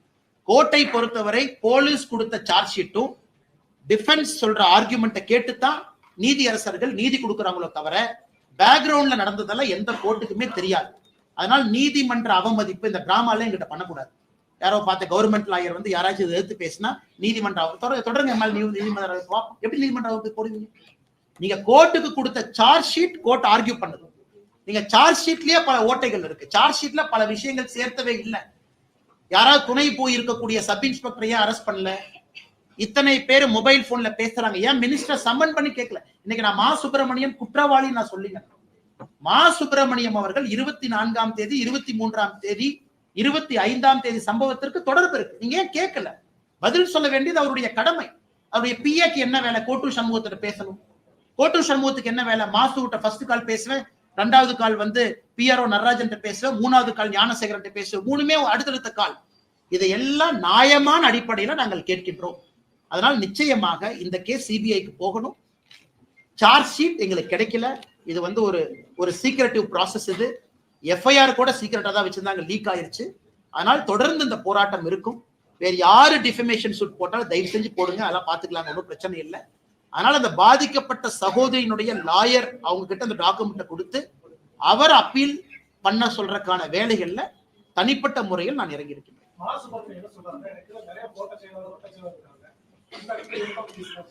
ஆனா 24ஆம் தேதி 25ஆம் தேதி பேசின கால் மா சுப்பிரமணியம் அவருடைய மொபைல் போன்ல இருந்து கோட்டூர் சண்முகத்துக்கு டைரக்டா பேசின ஒரே நாள் 24ஆம் தேதி தான்.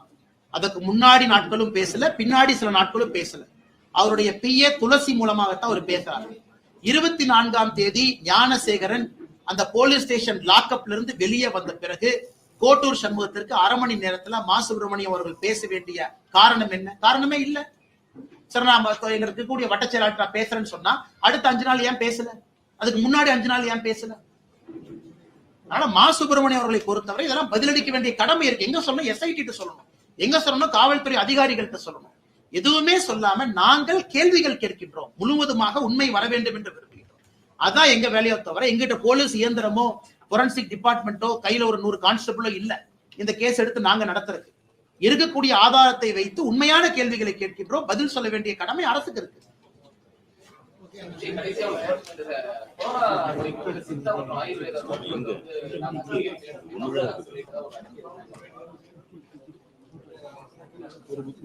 எனக்கு தெரியாது, கேட்டு சொல்றேன். 4 கேள்விகள் சொல்லிருக்கோம். ஆயுர்வேதா ரிப்போர்ட். தேங்க்யூ.